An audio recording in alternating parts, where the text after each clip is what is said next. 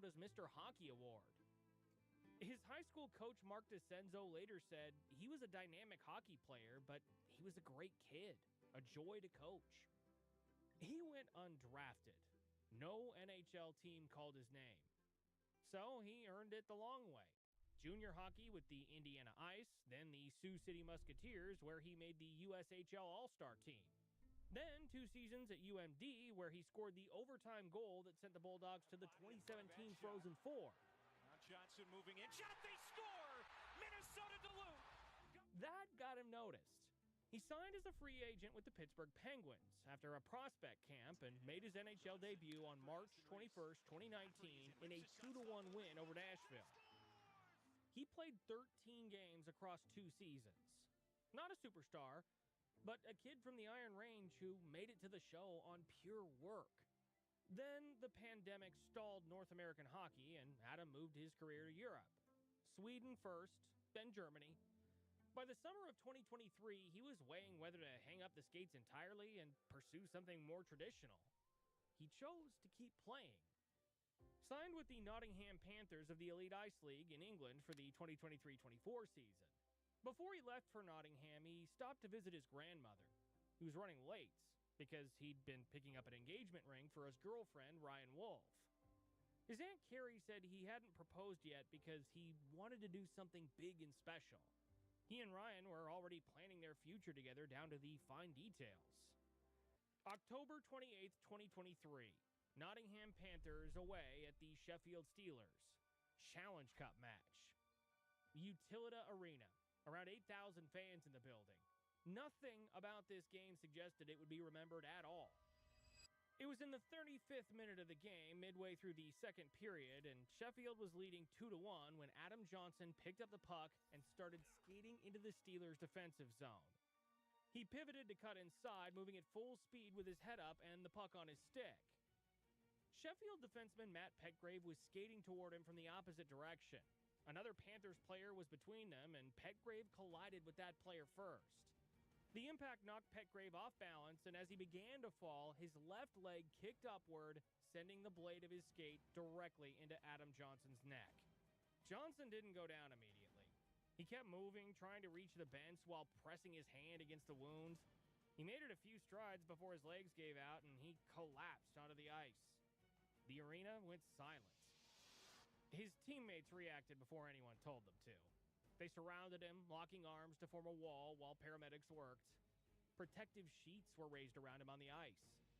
Players from both teams were sent back to the locker rooms. The announcer told the crowd to leave the building but to stay in their cars so the ambulance could get through. One fan said children were crying uncontrollably in the concourse. The place fell silent. Fans both sides crying, screaming, trying to get help. South Yorkshire police received the call at 8:25 p.m.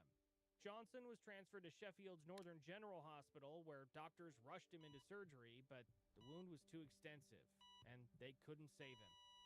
He was 29 years old. The following morning, the Panthers released a statement. They called it a freak accident. His teammate Weston Michaud said Petgrave's actions were unintentional and that anyone suggesting otherwise was mistaken. But South Yorkshire police had already begun reviewing what happened on that ice. And what they found would make that word, accident, very hard to use. South Yorkshire police moved fast. Detective Chief Superintendent Bex Horsfall said the investigation launched immediately following this tragedy and that officers had been working with highly specialized experts to piece together what happened. On November 14th, 2023, 17 days after Adam Johnson's passing, South Yorkshire police arrested an unarmed man on suspicion of manslaughter and released him on bail. They never publicly confirmed who it was, but Matt Petgrave himself made it clear when he launched a crowdfunding appeal for legal fees, identifying himself as the subject of the investigation. Hockey players do not get arrested for what happens during a game. The closest comparison in English hockey was a 1995 case where Sheffield Steelers' Nicky Chin was charged with grievous bodily harm for a stick incident. The jury found him not guilty. The unspoken code has always been that the ice is its own jurisdiction. Adam Johnson's case shattered that. Victor Bjorkung, the Panthers player who had passed the puck to Johnson moments before the collision, told a Swedish newspaper that there isn't a chance that it's deliberate. The experience left him so shaken that he left the Nottingham Panthers entirely. Meanwhile, Johnson's Aunt Carrie had watched the footage hundreds of times and reached a different conclusion. She also said something that captured the impossible tension of the whole situation. I'm sure he didn't intend to kill Adam, but it happened. 2 days before his arrest, Petgrave had already returned to the ice for Sheffield. The crowd at his first game back gave him a standing ovation. Half the hockey world saw a man who made a terrible, unintentional mistake. The other half saw a rink that was now officially a crime scene. What followed was 18 months of silence, rebails, and a family left waiting for an answer that kept getting pushed further away. Petgrave was rebailed again and again through 2024 and into early 2025. No charges were filed. No trial date was set. Both families lived in limbo. The legal challenge was enormous, and it had almost nothing to do with what people saw on the footage.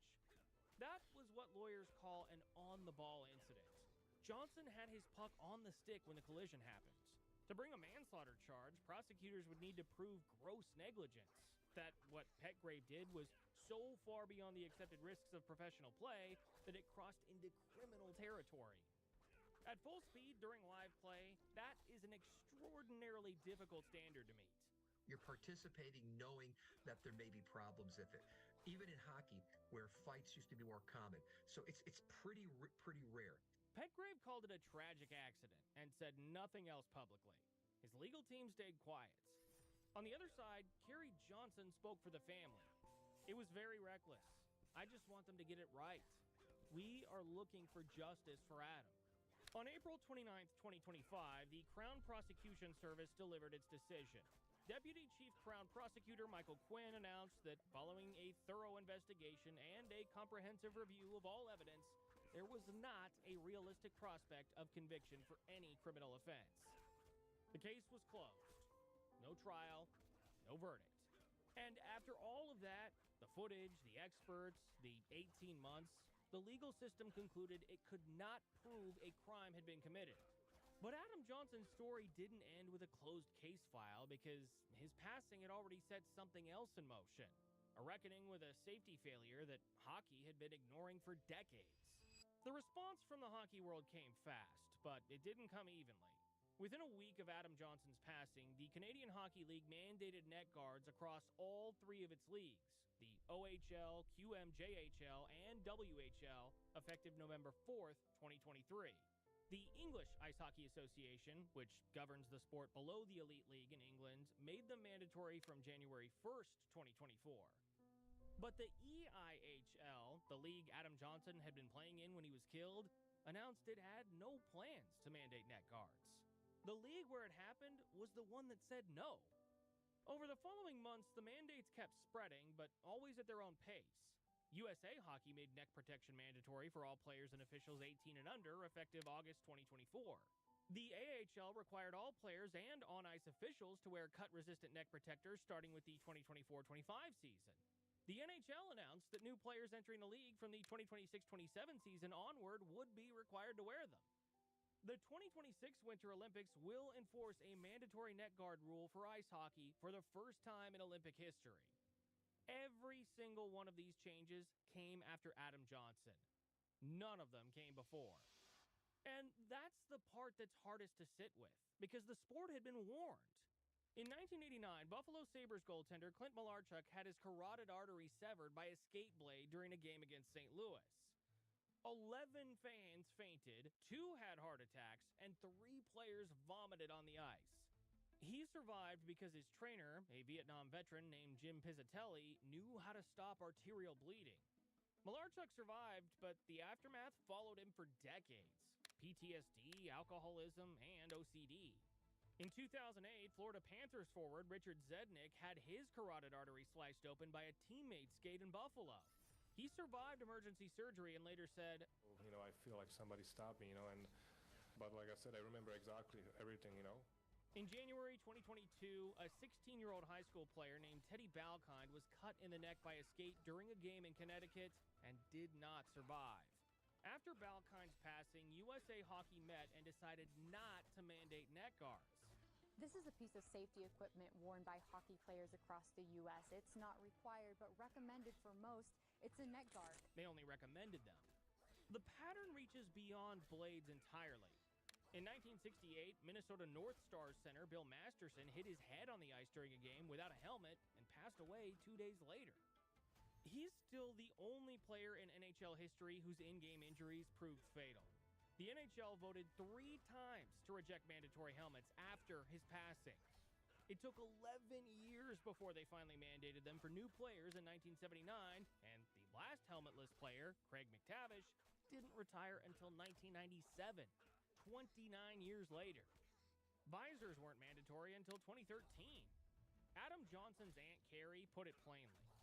Adam is a poster child for neck guards now, and I don't know why this had to happen. We shouldn't be living through this right now.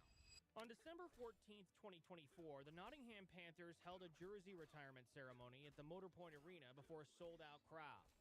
Adam Johnson's parents, Sue and Davey, his brother Ryan, and his aunt Lynn DeGrio, and his fiancé Ryan Wolf stood together at ice level as his number 47 was lifted to the rafters. Panthers CEO Omar Pacha told the crowd, "Adam was a top player, but he was a even better human being." Lynn DeGrio spoke on behalf of the family that night. He loved to dream about what his future was going to look like, right down to the fine details. One thing he knew for sure is that it would include the love of his life, Ryan Wolf.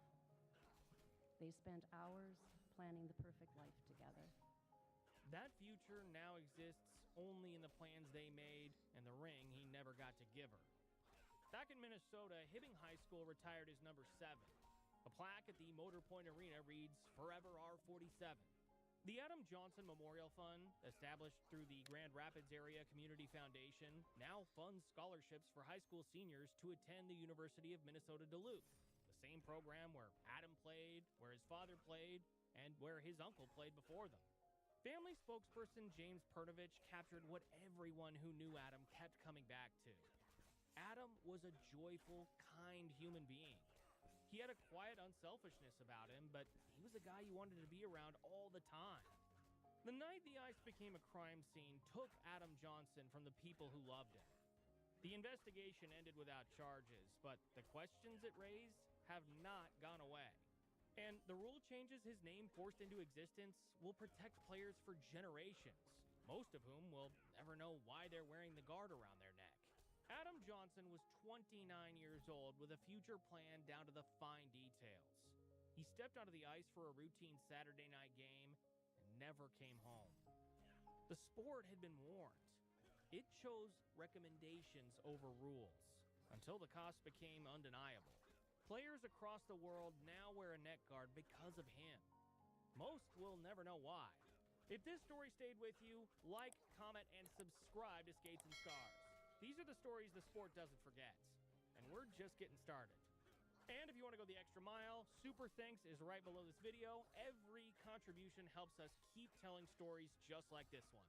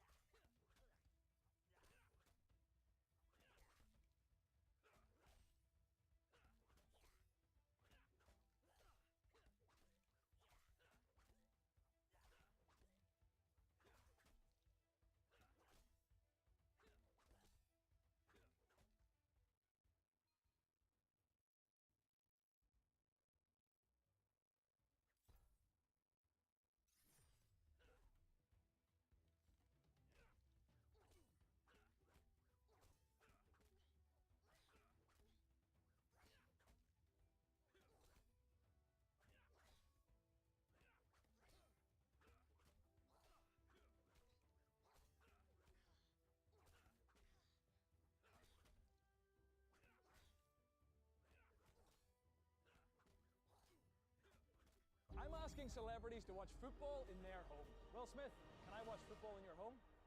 What? I also asked Mr. Beast and many, many of the world's most famous celebrities, but I could never have guessed. Hope this isn't retarded, but it probably is. See, I've always wanted to watch football in a celebrity's home, so I asked 10 of the biggest celebrities in the world, starting with Mr. Beast. Can I watch football in your home? In, like, my house? Yeah, with you. My fiance's in the other room. Do you mind if I ask her? Oh, really? Yeah, I'll go ask her. I am all about this. Okay, I'll go ask her. I thought you would just say no. Wait, what the fuck? This guy has 13 million subs? I thought that would be an Wait. no. He might say Dude, I remember watching this guy 2 years ago and he had like fucking 100,000. What the fuck? Gone where? He left the building. Oh my word. On we go. But luckily for me, there's more celebrities at this premiere. And despite getting my first no, it was time to ask Steve-O, a global television icon famous for his ridiculous stunts on the TV show Jackass. Would he be brave enough to take on his biggest stunt yet? So Steve-O, very big question. Can I watch football in your house? A football match? Depends on which kind of football. Soccer. Soccer. Is this a yes or a no? Well, I've never met you. We've never met. That's what makes it so special. This sounds like a no, but you don't have the heart to say it. We're not there yet. Okay, fair. He was really nice about that. Just maybe need to meet him a couple more times and then we're in. So after getting my second rejection of the video, it was time for me to head courtside at the NBA Celebrity Game, where I spotted some huge stars and even World Cup winning footballer Cafu. But the next celebrity I would be asking was Chinese actor and Netflix star Dylan Wang. Once he threw a sign ball towards his screaming fans, it was time to ask him my question. Do you watch soccer? Sorry. But you see, there was a problem. Dylan couldn't speak English, so after getting my strange request translated into Chinese, he was told just to say, Of course, no problem. Really? Yeah. Okay, I'll be in touch. Thanks a lot. I appreciate your time. Yeah. Thanks. I don't think that's a real yes. We'll reach out to management and find out the real answer. And of course, the real answer was a no. But I wasn't stopping there, as I spotted NBA superstar Giannis Antetokounmpo, who's not only one of the best basketball players in the world, but is actually invested in Chelsea's women's team. So I had to ask him to. Excuse me, Giannis. You just bought Chelsea women. Can I watch a football match? I think that's a no. But before leaving the court, I spotted superstar rapper and actress Queen Latifah. Excuse me, Queen Latifah. Can I watch soccer in your house? Soccer? No? Oh, fuck, that was funny. Maybe? I was a maybe. But of course, we all know that a maybe really means no. But despite yet another no, my time at the NBA wasn't over, as I was about to ask 3 of the NBA's biggest stars and get my first positive response. I'm here at the NBA All-Star Media Day, and there's basketball players absolutely everywhere. Let's go and ask them the question. The first NBA star I'd be asking was Devin Booker, who's not only one of the best players in the league, but is also Kendall Jenner's ex-boyfriend and has over 5 million... What does that have to do with fucking anything? Who cares? I give him a soccer. Football. Yeah? That was a yeah, but I don't think it's really a yeah. So despite technically saying yes, I'm still counting that as a no. Next up was Victor Wembanyama, who's not only the tallest NBA player at over 7'3", but he's also a massive PSG fan. 20s. Kylian Mbappe. So of course I had to ask him. Wemby, can I watch a PSG game with you? Oh, that's a no. That's a no. He heard me. He definitely heard me. That you didn't ask. I did ask. You saw me. So after yet another rejection, it was time for the best basketball Dude, player he's by just far, forcing no's. Like, he's not even actually asking. time. Like, how does this Also guy has have a 13 ridiculous million fucking 58 million subs? Instagram Jesus followers. Christ. And my luck was about to change. Steph, I'm asking celebrities to watch soccer in their home. Sure, what? See, he has to re-ask. They're not listening. They have 1,000 things going on in their fucking head. They're like, that guy wasn't even talking to me as far as I'm concerned. He said it's a real yes. I asked if it's a real yes. You best believe his manager's getting an email that's never going to be replied to. Yeah. Yep. After sending the email, it was of course yet another no, which meant my time in Los Angeles was a complete failure. But I wasn't giving up, and now I was heading all the way to Dubai, where I was going to ask one of the biggest YouTubers of all time, David Dobrik, who not only hangs out with celebrities like Justin Bieber And legit, how the Jenner all fuck? the time, but also How does this have 7? How do people not know who this guy is at this point? Like, that's what I mean. Like, someone can have fucking 15 million YouTube subs, and we have no clue who the fuck you are. Yeah, if you come to LA. If it really? Yeah. If it's a no, I need a no. That's an easy question. Really? Like 10 years ago, that was not a thing, man. If you had 15 million subs 10 years ago, you're a fucking, you were the shit. I will come to watch football in your house. I mean soccer. Yeah. Soccer? No, I know. Okay. I was like, he's gonna make me watch the Eagles or something. No. Okay, I'm gonna catch it now. I appreciate it. Yeah. I'll see you in your house. Yeah. Come on. We have a yes. I think we have a yes. There we go. There's the DM. I'm the weird watch football in your house guy. Now we pray he replies. Just got a message from David. Easy. See you soon. How crazy is that? So after getting my first real yes from David Dobrik, I still had to ask arguably the biggest actor in the world, Will Smith. I'm gonna ask you a very big question. All right. That I'm asking some of the biggest celebrities on this planet. Okay. Now I've known you all of about 3 minutes. Yes. I'm hoping we're on the level that I can ask you this question and get a positive because I response. guess it's like we've become friends just in this little bit of time. You said it. And with friends, sometimes you might like chill out together, do fun things together. Or overstep a boundary. Or that. Yeah, sometimes. You've made me nervous. So can I watch football in your homes? Ooh. So now, here's the thing. Football means different things to different people. Oh, fair. What does it mean to you? So in my house, you're probably going to be watching the Philadelphia Eagles if you're watching football. Beggars can't be choosers, Will. Yeah, so the answer is yes. Wait, what? Dude, I just realized the closed caption is fucking AI. Philadelphia Eagles. The closed caption is AI, because it's literally not what they're saying. This is unbelievable. Ugh, fuck. I'm expecting you to say, I don't know you, man. No, I can't. No way. For real. Yes, absolutely. You're more than welcome. I don't even have... Oh, I did have CC on. I was gonna say, what the fuck? Come on, man. All right, so we're watching some sort of football. Some sort of football. We're definitely watching football. So unbelievably, I now had 2 yeses from 2 of the biggest celebrities I asked. And luckily for me, both of them lived in Hollywood, just 15 minutes drive away from each other. So I packed my bags and flew over 5,000... Oh, Jesus Christ. Yeah, that was a screamer. Oh my god. How was that tab full blast?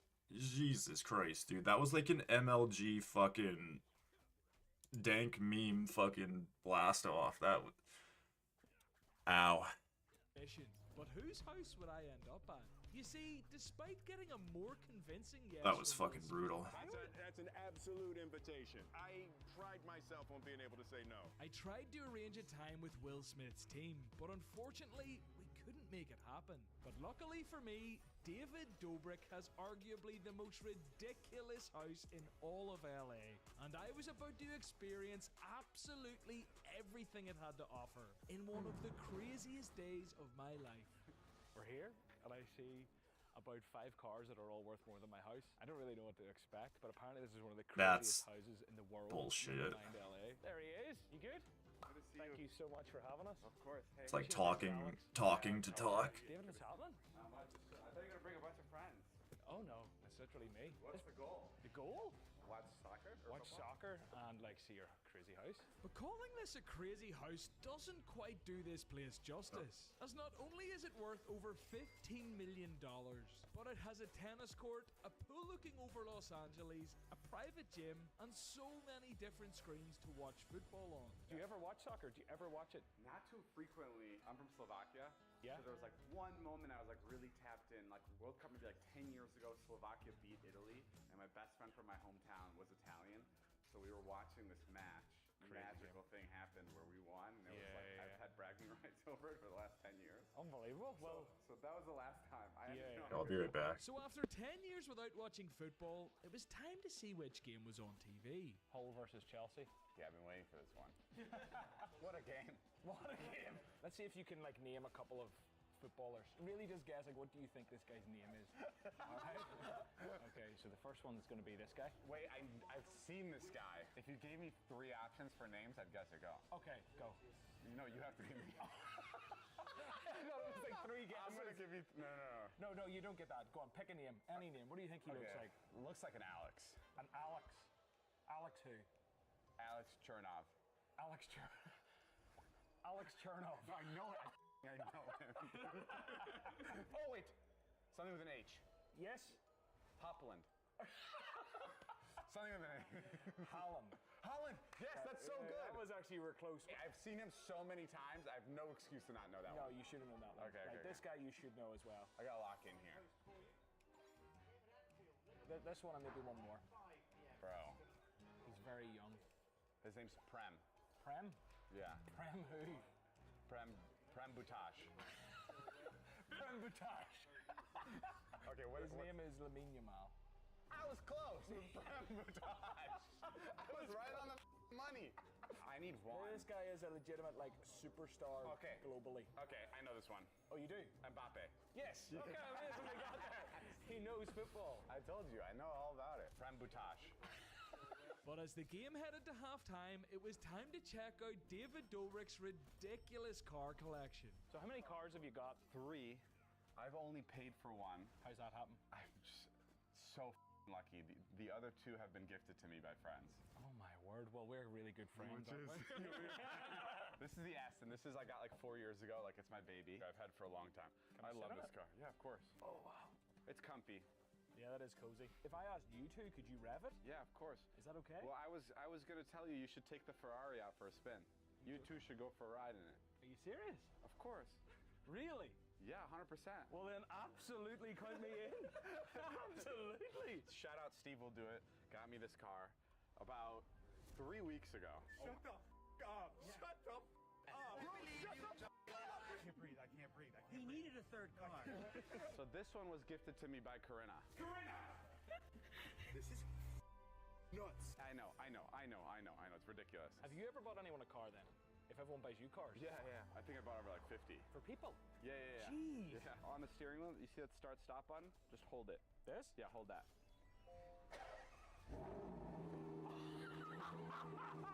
What is that? Crazy. What is happening? It's crazy. If I rev it? Yeah. Jesus. Man, that is like... Yeah, it's really sick. That is insane. It's crazy. But yeah, and then this is the other one. Gorgeous golf course with not only Jim Nantz providing the soundtrack of perfection, but golfers slicing and dicing these hills and rolling fields of perfection all weekend to see who is going to be wearing a green jacket at the very end of this. Now, there's a lot of traditions, there's a lot of lingo, there's a lot of words, there's a lot of history, there's people without their phones watching something live on television. It's a trip back in time while celebrating the now, and I cannot wait to see who is deemed Masters champion on Sunday. It's going to be a battle. You got some live golfers that are certainly in the mix. You got PGA guys, obviously always dancing. Scotty Scheffler just had a baby. Congratulations. Way to go, Scoot. How's he going to be coming out of that? We all understand what human buds is there after you have a child. Those first couple weeks, I don't know if you even... Bro, human buds is fuck. What the fuck is that? How Scotty Scheffler What the fuck? Nice little Human buds. Away from, super duper parenting baby love kid. Obviously, everybody, but anybody that has a child understands what this is about. And then maybe Scotty gets out there and goes crazy. Maybe Rory McIlroy feels free because he's won one. Congrats to him for that. There's also a lot coming out about Rory. Maybe Rory needs a little chance to go ahead and lock in Augusta and change what the conversation is about him. DeChambeau, how he feel. Bombo is back playing good golf. There is so many ingredients for an absolutely magical puzzle of the Masters. Oh wait, am I dead? All starts today. No, we're. Oh wait, might be dead. Oh, might be dead. Today they See ya. have fun and kind of batted around a little bit on the par 3 course. There's a live look at what's going on. Spieth, obviously, spinning it. Swing looks good. Maybe Jordan Spieth out of nowhere. Maybe long shot Jordan Spieth wins the Masters because he goes right into sand on this particular par 3. As you remember, the par 3 course is its own thing. Then across the street is obviously the full course. And the street, I mean, is the Magnolia Way, I believe, in the front. This is something that has obviously become a massive sensation because the families are out there, the friends are out there. It's the last day of jovial competition before the Masters begins tomorrow morning. Jason Kelsey will be boots on the ground and joining us in about 28 minutes or so from the par 3 tourney. I cannot wait to catch up with him. People were pumped that he was going down. Oh, yeah. I do know that the conversation around this par 3 for the last few years has been, hey, how do we kind of make this a little bit bigger, feel like a thing? I think it is certainly a celebration. I think Jason Kelsey going down there is fantastic for them. And I want people to know, reiterate again, there will always be a Masters standard. So let's not think that they're ever going to lose that. The Talks and Tables here at Boston Connor. Jesus, dude, I'm getting terrible drops lately. I need to start using my luck pot. I keep forgetting to use my luck pots. That's why. Yeah. I need to use my luck pot. Sure. Not bucking around. More so just the green. You know, green pants. Shout out to Hollies as well. Green kind of throw up, some would say. But no, this is it. This is when golf starts. Like, I am juiced for this as a golf casual. Players is kind of like, I kind of like that shield, though. I want to leave it. Golf, it's about to be golf. I don't have season. another This is one. fun. Masters where it's like, okay, Thursday to Sunday. Like, let's lock in. Let's watch some very good golf. All those guys you mentioned. Cam Young felt like when he came on the program a few weeks ago after he won the Players, it was like, okay, new guy that we might be able to kind of root for. Got a cool beard, has movie star looks. It's like, all right, this guy's nasty with the putter. Like, it feels as though there are a few of those guys, still a few villains, and I'm not going to name names. Patrick Reed, perhaps from Augusta, in the Georgia area. No other real names aside from that I can really think of off the top of my head. So that was the only person. I'm trying to just think of English guys, Justin Rose, Tommy Fleetwood, but we kind of like those guys, so I don't want to say they're villains as much. Cantlay, boom. Because he plays so slow. Way to find it. But this is where you start to remember that stuff. Like, the Masters is kind of the kickoff of those 4 majors, or the 4 major tournaments. I'm pumped. Yeah, Wait, what the fuck was I just doing? You just said there, and you did find it. You know, you did, and I'm happy we do have those Who characters. plays slow? Who plays slow? You need those characters. Yes. Harmon's still doing it? Oh, yeah. Fuck it. But I like the way the TV company or the networks have decided, like, hey, let's not. This guy's going through it every shot. Okay, the waggle, everybody gets mad at him for watching. Think about what he's saying to himself. I mean, could you imagine what's going on in there, every single one of those? That is so mean. I couldn't even fathom what's going through there. So I like that the networks no longer, like, show it. They, like, catch up to him, like, 10 waggles in. And then it's like, all right, we just catch the tail end of it. Because it did feel a little bit uncomfortable as they were showing us the entire thing, because you're literally watching a man just say, God, this doesn't feel good. No, like every time. I got into a little bit of one of those when I was kicking and punting. It's not a good place to get to, and there's some that just continue to carry on.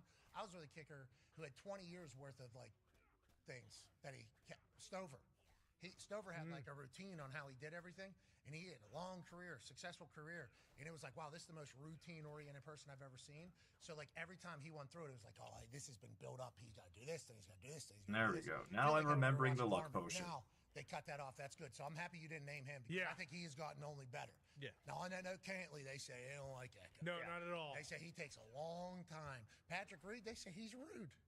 They say he's Sometimes they say he's kind of playing with the ball, too. They do say that. If I recall, in the sense you don't want to use the C word, but yeah. Yeah, I don't want to use the C word ever in any context, whether I'm in England or I'm here. C-H-E-A-T. Oh, they're saying he cheated? Whoa. Tomfoolery, I don't want to say that. Oh, I like that golf season's all the way Allegedly. back. This is where we're in the middle of it. Yeah, we're just saying what has been said, obviously, clearly. One half of the hammer, Cowboys AP Tone.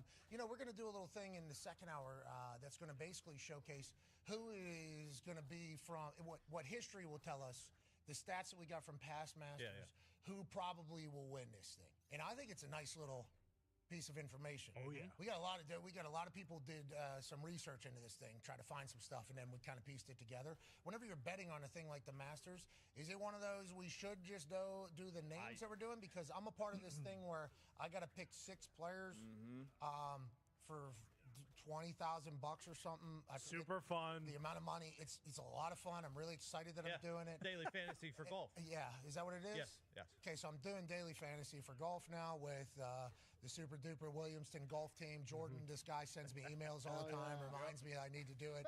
It's been a blast to be a part of. I have not fared well in this. Sure. But the Masters one, I feel good because I just picked everybody I know. Is that what we need to do in Masters? It does feel like the stars show up at the Masters. Yeah, in the Masters, the majors, and then the Masters specifically, like long shots have not won in the Masters in a long time. You're going to see a lot of the big dogs up top, and then you talk about like there's not a lot of outliers. Okay, first time winners, they don't win there. Amateurs don't win there. Oh fuck! Normally don't win there.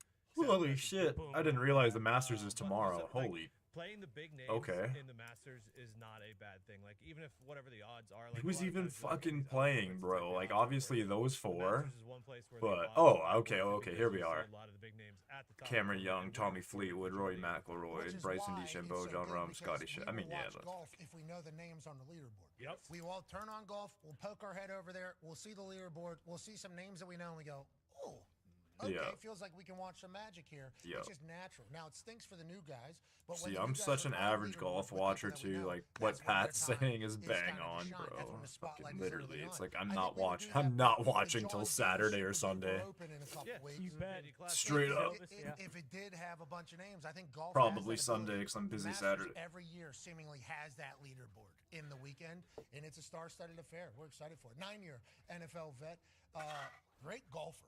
Oh, yeah. New to the game, but learning it quickly. Ladies and gentlemen, Darius J. Baller. And that's what's going on. Cannot wait for that. Cannot wait for that to hit the timeline again.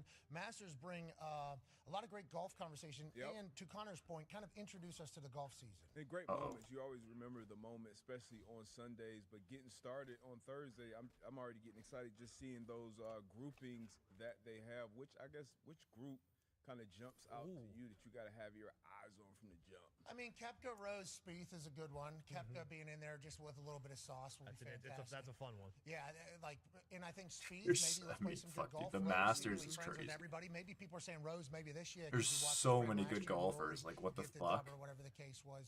DeChambeau, Fitzpatrick, and Schauffele. That's fun. Love that one.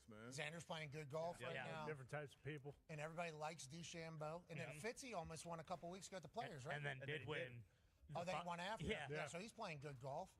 Scheffler, McIntyre, and Wood. Gary brings the. That's a needle mover. Gary just won. That's a needle mover. And Scheffler. And then Bobby McIntyre, obviously. Oh, he's done it. Must see TV. Scottish legend. That Rombo group. Rombo got her up in Oberg. Can he get over the hump? You talk about Harmon. You talk about Oberg. Like, he has all the tools, and he's the opposite of those other villains, as you call them. He gets up over the ball. He sees it. Boom. Gets the club out. Boom. Beautiful swing. I wonder if he can get over the hump. Won't be on my team until he does. I'm tired of Are you talking about the thing that we're doing? Yeah. He won't make. He's been the best Thursday through Saturday player this year. Sundays have been tough for Oberg. Yeah, I mean, who cares about all that? Okay, because that guy's gonna shit down his leg. Okay. I mean, McIlroy in the amateur. I want to see this Hal kid. Of course, Cam Young, superstar. Just mentioned him, but McIlroy and Hal. Every year it feels like an amateur gets it done. Is this the kid from Georgia? Yeah, Schlabach brought up yesterday. Yeah, in the crow's nest, not the fridge, but the other one. Yeah, they say he's go Not golf. the fridge. They say he's go golf down there. He can really spin it. They're saying the boat can spin it down there. Amateur going crazy would be wild, and it seemingly happens every single year. And it's a moment that maybe supersedes what the rest of their careers look like. Definitely. Look at that fucking upgrade. Jack fucking nothing. Oh my. We don't know where he's at. He's going to head up and to the right. Texas A&M kid a few years ago as well. Oh, I forget what his name was. I was going to say, I can't Bennett? remember his name. Yeah, Bennett something. Yeah. Sam Bennett. Sam Bennett. Yeah, there we go. Sam Bennett, right? Yes. Too, right, wasn't it? Yeah, I don't. It's funny that they're being he didn't get serious, invited too. To the Masters. What? That was the US Open. That was the US Open. Never mind at all. Yeah, so let's pump the brakes. Blocky ain't never fucking played at the Masters, nor will he. So Happy Gilmore too. He did. Was he? I don't remember his part. Very unmemorable. Why do you still have all I shouldn't. You're right. I shouldn't. You know what? Today's the day. I let it go. I don't ever want to see him in a tournament again playing, taking the spot of some other guy who can actually win. But I'm good with Blocky. Blocky's that dude. So I'll go ahead. See, it sounded like you just at the very end turned on what you were saying. Finally seeing it. No, let me take that back. I'm not gonna go that far, but I'm okay with Blocky. Man, that feels good. Oh, I need an epic weapon drop so bad. All right. That's a huge deal. It is. Yeah. That's a huge deal for Ty right there. We all love Blocky. Guy hit a hole in one. Yeah. Legend. Guy went crazy at He was in contention at the U.S. Open. US Open. The guy went crazy, living his I think dream. I'm a Then full obviously take milestone advantage of without an everything. He does upgrade. One podcast say, if I could drive Which a is, I mean, it is what I'd it be the is. best player on earth. But, Exactly. holy And then fuck. Ty immediately, all right, enough. Yeah. Get him out. And then he got the ESPYs. He was at the ESPYs talking. I got a chance to meet him. He was so cool, so nice to me. Ty goes, yeah, of course he was. Ty has hated this man. Just living his dream. He's a great golfer, too. We need to remember that. Certainly. But on that note, I'm happy you two are. I know. Yeah. I'm back. He might hold a grudge against you still, though, because you're That's pretty fine. mean. That's fine. And he can do that. I'm not going to waste any Wait, more. what? I have the back-to-back fucking goblins on this stripe? There's just no reason to. Let's go, Ty. Yo, that's I'm lame as as... well. Okay, so Masters obviously is the welcome to huge golf season. We can't wait for it, and obviously ESPN will be on the coverage all day today. I think they've already started on ESPN Plus, Disney Plus, and maybe even some other social platforms. I'm not exactly sure. We'll be watching all weekend as well. We're off Thursday and Friday. Friday night, live from San Jose. I think I got some things to say. I think we will have a good time there on SmackDown. But pivot away from golf and from the WWE, which is about to have the biggest WrestleMania in the history of WrestleManias, as Randy Orton saves the business and wins his 15th world title. You also have NBA coming to an end here. Yeah. Oh, yeah. Hey, regular season of NBA is coming to an end. Playoffs right around the corner. There's a lot of dancing for the play-in games. Who's going to get in? Who's going to get out? Doesn't matter. Okay, doesn't matter. And Who's he wrestling? Is he wrestling Cody? I heard a team. Yep. Fuck, they'd stop Was talking about winning. it so fast. Kings, right? Yeah. Sacramento Kings. Kings versus Warriors. They were winning the game. Yep. Leighton said, no, who's a good free throw shooter? Curry. Yep. He accidentally fouled Seth. Bang, lose game. Draymond Green comes up. That was weird to feel. Could you imagine fans watching that? Oh. Yeah. Joining us now, ladies and gentlemen, a man, 13-year NBA vet, former three-point champion, friend of the program, Q-Rich. Yay, Q-Rich! Q-Rich, what the hell's going on? These teams are fouling late when they're winning, trying to get the other team to make 2 free throws so they can lose. This is not good for the game. This is not good for sports, Q-Rich. You need to figure it out. Is this happening? How often does this happen? I've never seen that one before where they're up and they foul one of the better free throw shooters on the team. I felt like Draymond was right on point with everything he said. I've never seen that in the game where a team is trying so hard to tank that they start fouling while they're winning. Holy shit. That was crazy. I cannot wake up today. Oh my goodness, man, I can't wake up. This is definitely going to get Adam Silver's attention right here. Yeah, just whether that's a call down or somebody on the bench saying it, but somebody just being like, no. Let's win, but not by too much. This is kind of like corn dogs, Jackie. Corn dogs for the entire thing, trying to sabotage it a little bit. We are trying to gain a couple percentages in the draft lottery.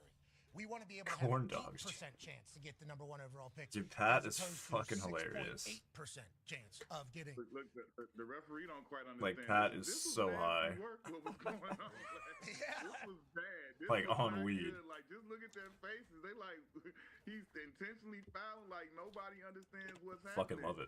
But like you said, I feel like the message was sent. I don't know if it was from up top or from the bench. Whoa. They said, hey, When did Steve Kerr age 30 fucking years? Hey, Q-Rich, real He quick, looked, what the fuck? This year, Dude, he it looked the feels like it's same more blatant, forever. obviously. I mean, this would be the most blatant of all time.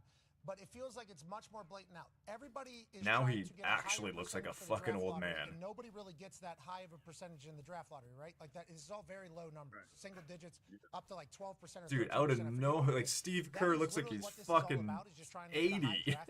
And hoping that you can get a superstar player from your He looked like he was 30 for fucking like 40 years. Because I think what I've heard from some I guess that's what happens. From our sources in different places, they basically these teams are like, we can never get a superstar here unless we draft a superstar. because free agency has become we're only going to pick to what place we're going to go, and then whenever you get morning, Graybeard, morning. for however long, and then until you pick, you want to go somewhere Or else. potentially like early afternoon. We're not sure that we're ever just going to get picked unless we draft somebody that people are going to want to come play with. So the draft I is forgot the our luck only bot. hope, really. Fuck. Is that like basically the problem in a nutshell? And is it fixable, you think? And has it always been an issue in your eyes, Q? I think it's something that's kind of always been there, and I do believe it's fixable. I'm not the guy that's got the answers for it, but I think I do think it can be fixed. But I think it's always been something that's always happened. I think the difference between this year and probably This guy most actually a other commentator? years is that we've never had this many teams doing it at once, and I think it's a combination. You know, like a lot of teams are doing well, different circumstances as to why. But I think when you look at this draft, people are projecting these guys to really be a deep draft. Oh, one of the man, I better cannot drafts in a wake long up. time, What and the possibly in the history. They got some really talented young guys, some freshmen, some other guys are mixed in there that are really good players, and these guys are supposed to be able to come in and change some franchises. So now I think this season in particular, we've seen more of it because of the depth of this Got draft the luck and pot how again. good Fuck it's yeah. projected to be. We'll see how it is long term for all these teams. Everybody says Oklahoma City did it, and look what they're about to do now. They're about to run. San Antonio as well. And look what they're about to do. Okay, so let's talk about the West then, as we should. Steph Curry comes back the other night and goes off 29 and whatever. There was a real conversation like, hey, maybe Golden State gets in, and if Steph's playing, anything can happen. What should we be thinking at the bottom of the West? And is this all top heavy inevitably at the end of the playoffs? Yeah, and in the West, I feel like it's really top heavy. I feel like Dude, I can't stop yawning. What the one of those actual bottom hell, teams man? that could get hot and do something, but I feel like those top teams. I mean, not so much as the Lakers anymore, depending on what happens with Reeves and obviously Luka. Those are two huge pieces of what they do. But I mean, those top three. And another no luck. You could even throw Minnesota and Houston in there. They're gonna be pretty tough. But I feel bad I feel bad for Jay Red, man, with the injuries that came down when they did and the timing and the way they have been playing leading up to that. That was crazy unfortunate for the Lakers. Yeah, and watching LeBron, have to try to carry it there at the end is obviously going to be something. That'll be fun. But Luka going down with the season that he's had until the end of Reg, and then Austin Reeves as well, when they were kind of becoming the tandem star, not that LeBron James will ever not be the biggest star on the court when he's on the court, which everybody needs to remember. That doesn't mean he's the leader of the team, but he's definitely the biggest star. Austin and Luka seemingly developed a great relationship and were becoming the stars of the Lakers. And all of a sudden, they both go down. J.J. Redick might have to put his ass out there. Yeah. J.J. Redick might have to get his ass out there and start bopping some wood down the stretch here. LeBron has been spectacular, though. He's 41. This is the end of the season. Crazy. Okay, let's just make sure we respect the hell out of that. Now, they've made rules, to adapt the NBA to make sure players are playing, and we're not doing, any resting or load management every single night when fans are paying to come watch. But now we've kind of fallen into an interesting predicament for it all. Go ahead, Ty. Yeah, Q Rich, to that point, the other night Wemby had that vicious collision that maybe, who knows how long he's going to be out for. We don't know.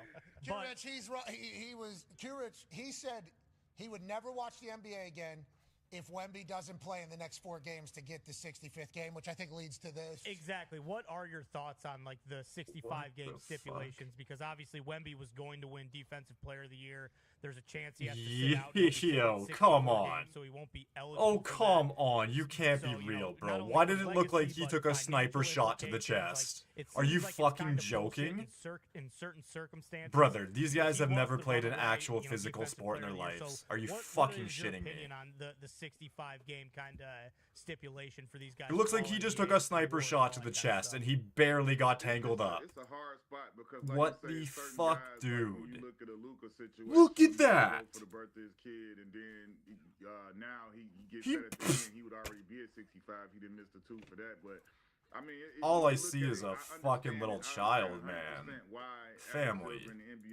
Get the fuck out of here if you're injured from that. With guys with the load management, guys missing nationally televised games, and then just missing games in general on the road when his fans pony up money or save up or come from far to be at a certain game, and then they get there and you're not there. That's not good. So I understand that part of it, but like you say, in these certain situations, And I don't know the answer to that because it's like it's a case by case situation. I don't play basketball, but that is so many games, some you actual can't pussy be there, shit. But there's certain people like a Luka, or if something happened where Wemby doesn't play, these guys are right there. Luka's clearly a first-team All-NBA guy. Wemby's clearly the Defensive Player of the Year and up there for MVP and first-team All-NBA and all of these different things. So that 65 game limit, I feel like the players, we in Constitution with, you know, whatever the trainers were suggesting and all that stuff, we brought it on ourselves getting in this situation by guys missing too many games. And now this is a situation that we have to deal with. And sadly, like you say, it'll impact some of the guys' final career. He touched my arm. I gotta sit out for 20. He touched my fucking arm, man. Gotta go out for 20 games, bro. He touched my arm. That sucks, for real. I mean, like that's just did a left-handed what are window we there that took the fucking ball from talking? the free throw line to the hoop. We assume he's going to win a lot of MVPs. We assume he's going to win a lot of Defensive Player of the Years. We assume he's going to get paid billions of dollars throughout his career. But whenever you start looking at like what the NBA has now forced themselves into the position of being here with the 65 games thing, you have to wonder if they can make an adjustment on the fly. But if you make an adjustment on the fly, then you're setting precedent for everything going forward. Like, could they put like a little jury together that votes?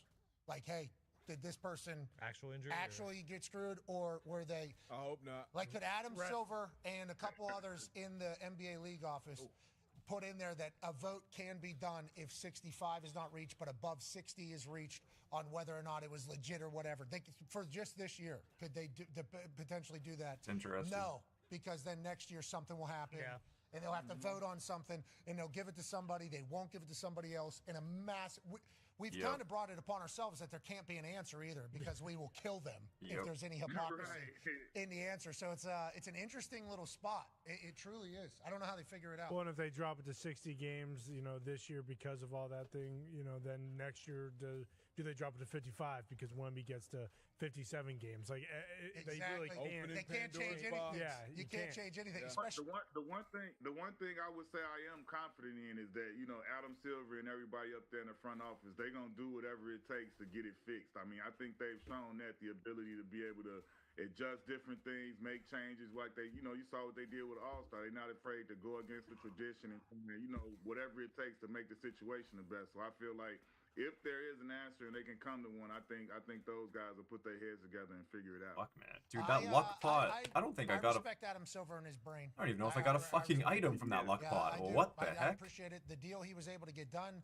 in the world that we're in right now, with how many different partners he was able to get it done with everybody being copacetic while also understanding the digital side of it good. There's always going to be a tax, though. We can't be having 25-point spreads and then that team lose in the NBA in 2026. Like, Adam Silver knows he has a lot of adversity every single year with something he has to figure out, and they have to figure out. That's every league.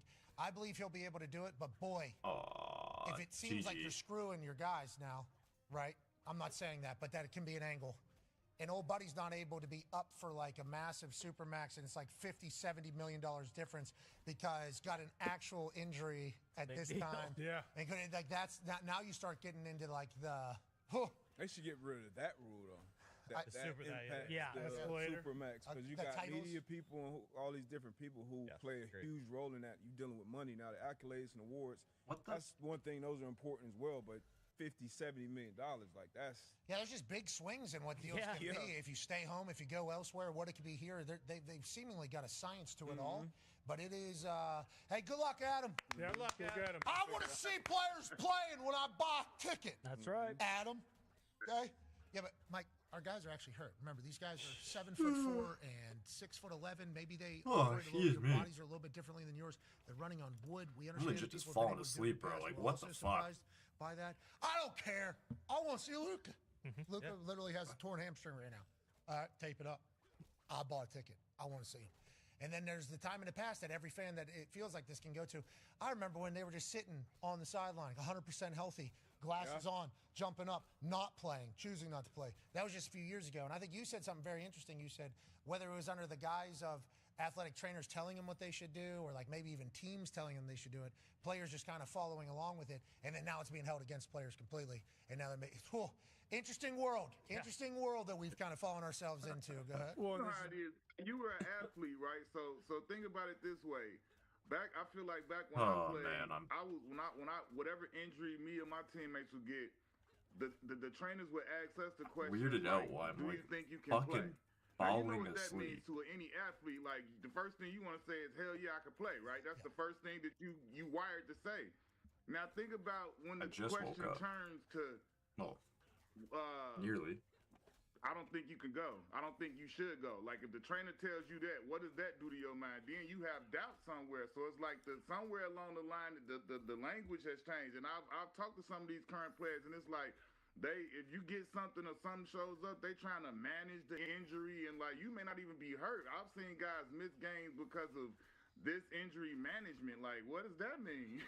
Miss injury management. That's understand that. Like, it's like, you know, I call games. Miss injury management. I'm dead, brother. And they're getting paid millions, man. Reasons why, and I sit there. Fuck. My guy, Fuck me, dog. Fuck. Like, what is this?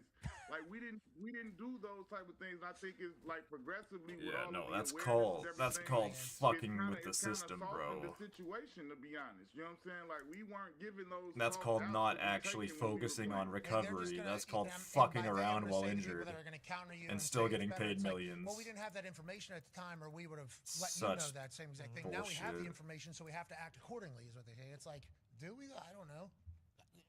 The crazy thing with all the new information and all the new science and everything that go to it, it seems like we played more games without all of the help that they got. Yep. Bang on, dude. Dude, fuck. I'm glad that I thought this guy was going the other way with this in the beginning. Thank God they're talking about this. You have to be a little bit callous. Thank you. Your body is a muscle and your life is a muscle, and you have to go through some stuff to toughen it up. And mental toughness is also a part of Thank you. Whenever you give out, so you're losing out. That's exactly it. That is exactly. Pain and move forward, which is sports and work. The dude got his hand got touched, and he acted like he got shot in the chest with a fucking sniper rifle from the top row. You can't be real. When he first came into the league, training camp and different things were harder. You know, we had two-a-days, real two-a-days. Now two-a-days is not two-a-days. It's one-a-day, and the other day, the second. Like, and they say soccer players are fucking weak, bro. Absolutely not. They're purposely faking it. These guys are like. Like you think about it when how are these guys going to play games in a season if they're not? And then they're good 2 seconds later. Like they know they're going to be good 2 seconds later. These fucking basketball guys fake injuries for months at a time. The fuck? Twice a day, and you got busy, and your body got prepared for that war. Well, I appreciate what you guys have done. I appreciate the players today, and I appreciate the science coming in.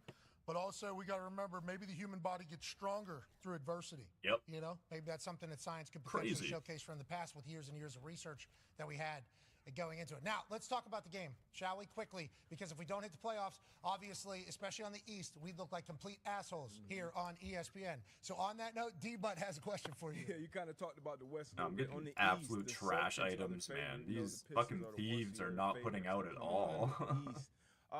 They were last night, though. To be fair, they were last night. I got fucking epic torso, or no, epic gloves, epic gauntlets, rare fucking boots. Or no, wait, never mind. Never mind. I'm a fucking liar. That's not from the thieves. That was from the crows, actually. So never mind. I'm gonna shut the fuck up now. Thieves have not put out. Just the shitty bone cap. People saying it would be a down year, and the way their whole mentality about this season, and Tatum's mentality about being able to get himself back and to come back the way that he has come back. I can't do anything but look at them and say they're the favorites, because I felt they had a strong chance. And then I get fucking, and then I get some, and the way that he's been able to come then I get some hammer made shit. And be averaging a double-double and being able to, you know, JB hasn't waned at all. Everything is still. Damn it, Andrew. Damn it. So I gotta Andrew Gower is trolling today. I love what I'm seeing from Jason Tatum, because it tells me Tyrese Halliburton is going to be back better than ever next year for the Indiana Pacers. Hey, when we're doing the MVP conversation, I know he played 0 games this year, but Game 7 of the finals last year, no Tyrese Halliburton. Probably going to be in the lottery this year. Oh, you think Halliburton? Top four. Halliburton, pretty valuable. I think we can all describe that. But on that, Tatum's recovery from the Achilles is going to be studied by people in all sports. Yeah. Because remember, whenever Aaron Rodgers goes down, he starts doing research on all sports. Whenever Tyrese and Tatum go down, everybody starting doing research on all sports. The fact that he's as mobile as he is with as much what's that called? Flexibility, I guess would be the word. But there's a pliability. Pliability there. The pliability of it all is just crazy because usually guys are a little stiff whenever they come back. The fact that he's been able to seamlessly run on wood. Again, anyone who's just lurking, watching, chilling out, appreciate you. Thank you for chilling out on this Wednesday morning, or potentially afternoon for you guys. Q Rich, we appreciate the hell out of you, brother. Have a great weekend. Yes, sir. Anytime, fellas. You know the golf at all? Do you know the golf? I'm learning the golf. I was at TPC, TS. Learning the golf. That's a good way to put it. Me and D Miles there, so I'm getting into it. I got my own set of clubs. I'm getting up to speed. QB out there for the vibes. Yeah, it's great. Yeah. Hey, look, D Butt, you already know. When you start, that's what you gotta do. Like, you know, I'm not gonna be the best golfer, but you're gonna have a damn good time if I'm part of your force. So know that. Yes. Hey, all right. We'll see you out there. You're the man, ladies and gentlemen. Q Rich. Yeah, Q Rich. Imagine those clubs. He's got to get hockey. Yeah. Yes. Actually, 8 feet. Ladies and gentlemen, joining us now, live from the Masters, boots on the ground during the par 3 contest. Here as we are quickly approaching 2026 Masters tournament action, which obviously tees off tomorrow morning. I still can't believe, Masters are tomorrow. Incredible, iconic golf tournament. Ladies and gentlemen, Jason Kelsey. Oh my God, look at Jason. Are you?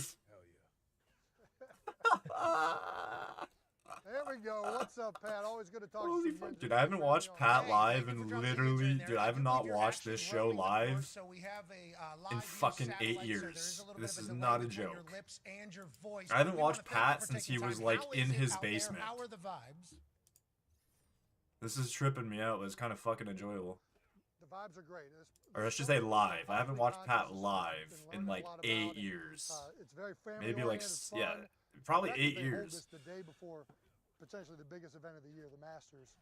They're gonna come like the last time I watched Pat live, he had Adam Cole on the fucking show, bro. That was like 7-8 years ago. So it's and these guys sign up for it, and it's because it's special. It's because it's unique, right? They get to enjoy this day with their families. Kids are being hitting shots.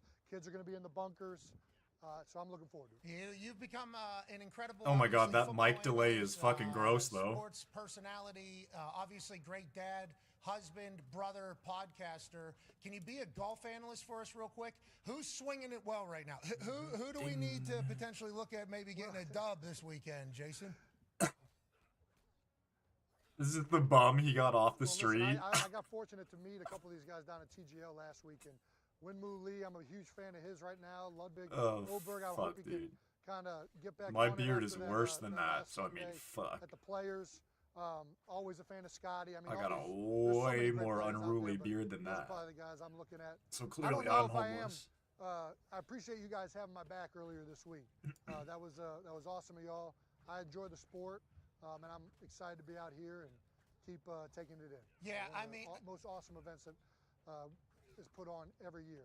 Yeah. Oh, I deserve to die if I die. I get attacked for everything. We get attacked for everything. Obviously, you fall into that lane of getting attacked. Just, we're a little bit different than I think what people are most seeing. And also, I assume you have this in your life as well. There's some people that I know that just don't like me, and I don't like them either, and that's just kind of how it is. So whenever you're put on television, those people still exist. Those people still exist out there. That works. Yeah. So we are proud of you, man. Keep crushing everything, and we're we're pumped that you got the opportunity to be there because obviously how prestigious it is. Now, speaking of that, we know you're a fan of the game. We know you're an athlete. We know you're considered greatest center of all time. How about on the sticks? Yeah. Go ahead, Tone. Yeah, Jason, you look good in the great all-white caddy suit there. Obviously, you talked about the kids and the family members hitting tee shots. Is there any chance? Hey, what's up, Kubrick? Yeah, I finished the event on pretty much 2 of my accounts. I did the full event on this account, which is my alt, my trading alt, and then I finished 3/4 of the event on Timmy's Coffee. I just haven't done Kren on my main yet. But I was like, I mean, it's just for, Kren is just for that cape anyway, basically, the cape transmog. So I was like, I'll just do it whenever. Plus my Timmy's Coffee's like in Kren anyway, doing merchant and leatherworking. So I was like, I'll do it as I do merchant and leatherworking, basically. Yeah, I've pretty much done it twice. The thing I'm most looking forward to today, though, is watching I like it. It's not bad. That's right. I like the reward better than the event itself, but Here on 9 later in the day. I think that's the storyline that everybody's geared up for. So yeah, that's what we'll see how it goes. Okay, I just want to find out about the warden more. I want to know more about the warden. Whatever you need to do out there. I'm very curious about the warden. And you say you don't deserve it or whatever. Could you imagine how rude? I hope we get some sort of lore with him. To say no to a shot, you'd be the most disrespectful Yankee of all time down there in the Southern Paradise. Yeah, like a bunch of people are like, man, it's not really Easter themed. I'm like, it is. Like, it's a unique Easter theme. It doesn't have to be like, oh, bunny costume like we got last year. I was like, that's kind of classic and lame, but I mean, like, cool, whatever. If people like it, they like it. But I like this is unique as hell and really dope. Of Buffalo Bills games and all these things. Sure, the Hawaiian cutoff is not making it to Augusta. I can firmly. Yeah, that's exactly it. Like, I don't mind like herding the bunnies. It's kind of fun. Like, you're right. It's a unique mechanic. It's very. It was good for like. It was good for the first like episode, you're right, and then it kind of got boring. It's not bad. It just got boring. Doing it across 4 episodes, like exactly, yeah. And then I did it. Like I said, I did it twice, so. And I'm probably gonna do. Well, the thing is, my other my other alt doesn't actually have access. It's a factionless account right now, so I'm only gonna be able to do Hopeport and Hope Forest on that account, sadly. But eventually they will have the cosmetics account or character tradable, I guess, per se, or yeah, per account. I mean, listen, $15 goes a long way here at the Masters. So I'm not too worried. Obviously, I just want to be able to use the outfit immediately on all my characters, but it'll be a thing eventually where you can use it across your characters as long as you get it on one character. Another favorite. Lot of discrepancy on which one is better. Definitely looking forward to that update.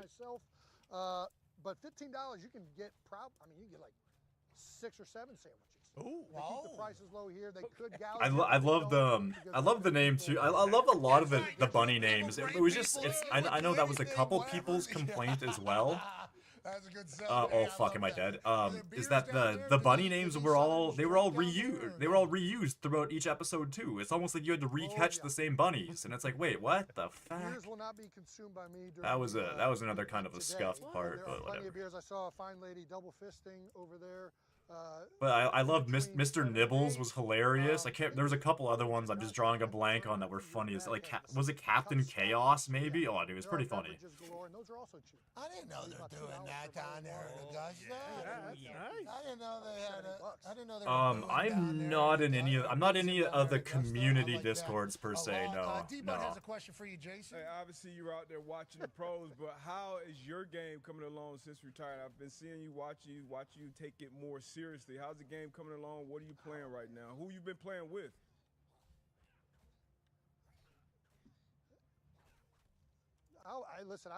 I've been playing with my brother. Obviously, he's in his off season, so we got down. Something, yeah, it was some, yeah. I can't remember what was it. Something to Destroyer. Yeah, there was funny names, but it was just weird how we had to re-catch them in each episode. It's like, huh? Uh-oh. Interview's breaking up. I think it's getting better, but every time I look at my score, it reminds me that I'm Yeah, that's golf, brother. I retired from the game last year. I put the sticks down 13, 14 months. I couldn't do it anymore. I was working at it, got worse. Then all of a sudden, I started making putts with this thing.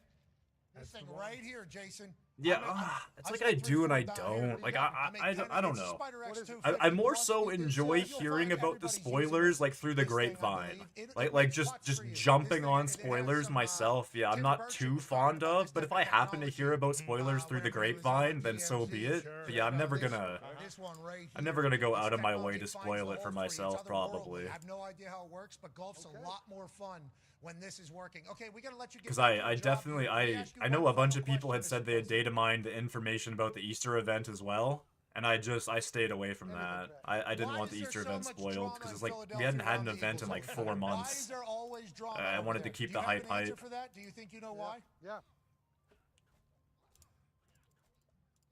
But yeah, we'll see. I don't know. Yeah, if I hear, like I said, if I hear it through the grapevine, I don't mind. But yeah, I don't think I'm gonna go out of my way to actually spoil stuff. I appreciate that people do that though. I mean, there's hype about the game. That makes me excited. The media attention in Philadelphia is incredible, right? It's a massive metropolitan area. It makes me excited that there's still a, there's still a solid core, like a core foundational community about this video game. And I hope it never dies. Right? Hope it only strengthens. One thing here, everything gets picked apart, and quite honestly, everybody's trying to, salvage that the reason the season didn't go well wasn't them. Whether it's coaches, players. Man, what is with their coverage here? Across the board, that's kind of just how it works, especially in Philadelphia, with an insatiable fan base. You're always the #1 ticket in town.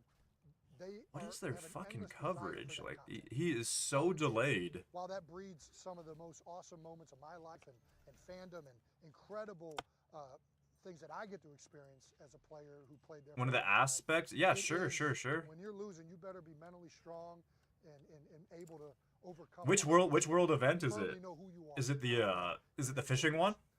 So yeah, it's quite a bit right now. I know there's a story about Jalen that came out earlier, either this week or last week, and I think that my overall thing is especially with Jalen, like what quarterback doesn't want to run their stuff?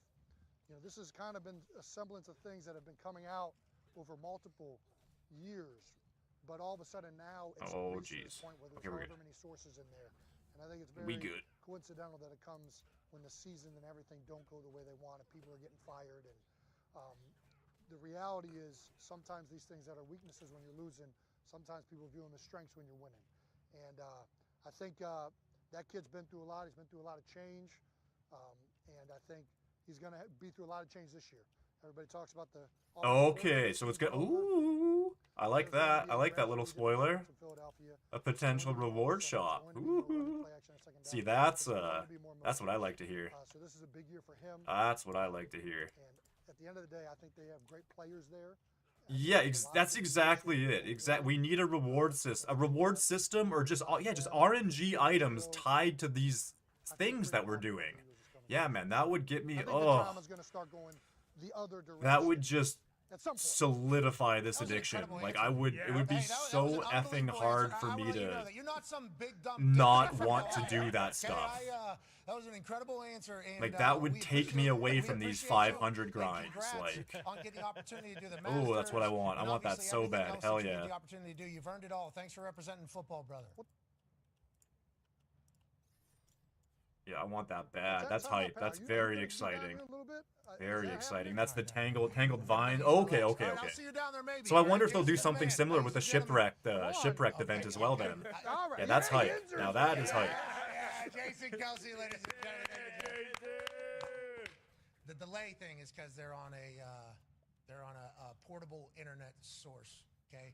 That is being I would assume they will. To camera, back to source, back to truck. So there is a delay in the audio and the video. So it's a different. Exactly. Who knows? I'm just excited. I'm just excited for the future, regardless, man. They're doing some exciting stuff. They're doing some unique and exciting stuff. At least in my somewhat unique for sure. Going at 2 different I like times. it. Remember, because camera goes directly, audio has to go here to here, and it's very it's just very reminiscent of RuneScape, just in a more modern, not necessarily modern, but just in a unique way. To Bristol, and then bang, they're taking a left coming to Indianapolis. So they fucking bang the boom, and I think I'm here for the long haul. The video was certainly way ahead. It was. The video was faster. Well, then we got to go back too. Don't forget that is that we're bouncing back. Because then we're sending back to Bristol. But remember, Jason couldn't see anything. No. Yeah. So he was not getting video.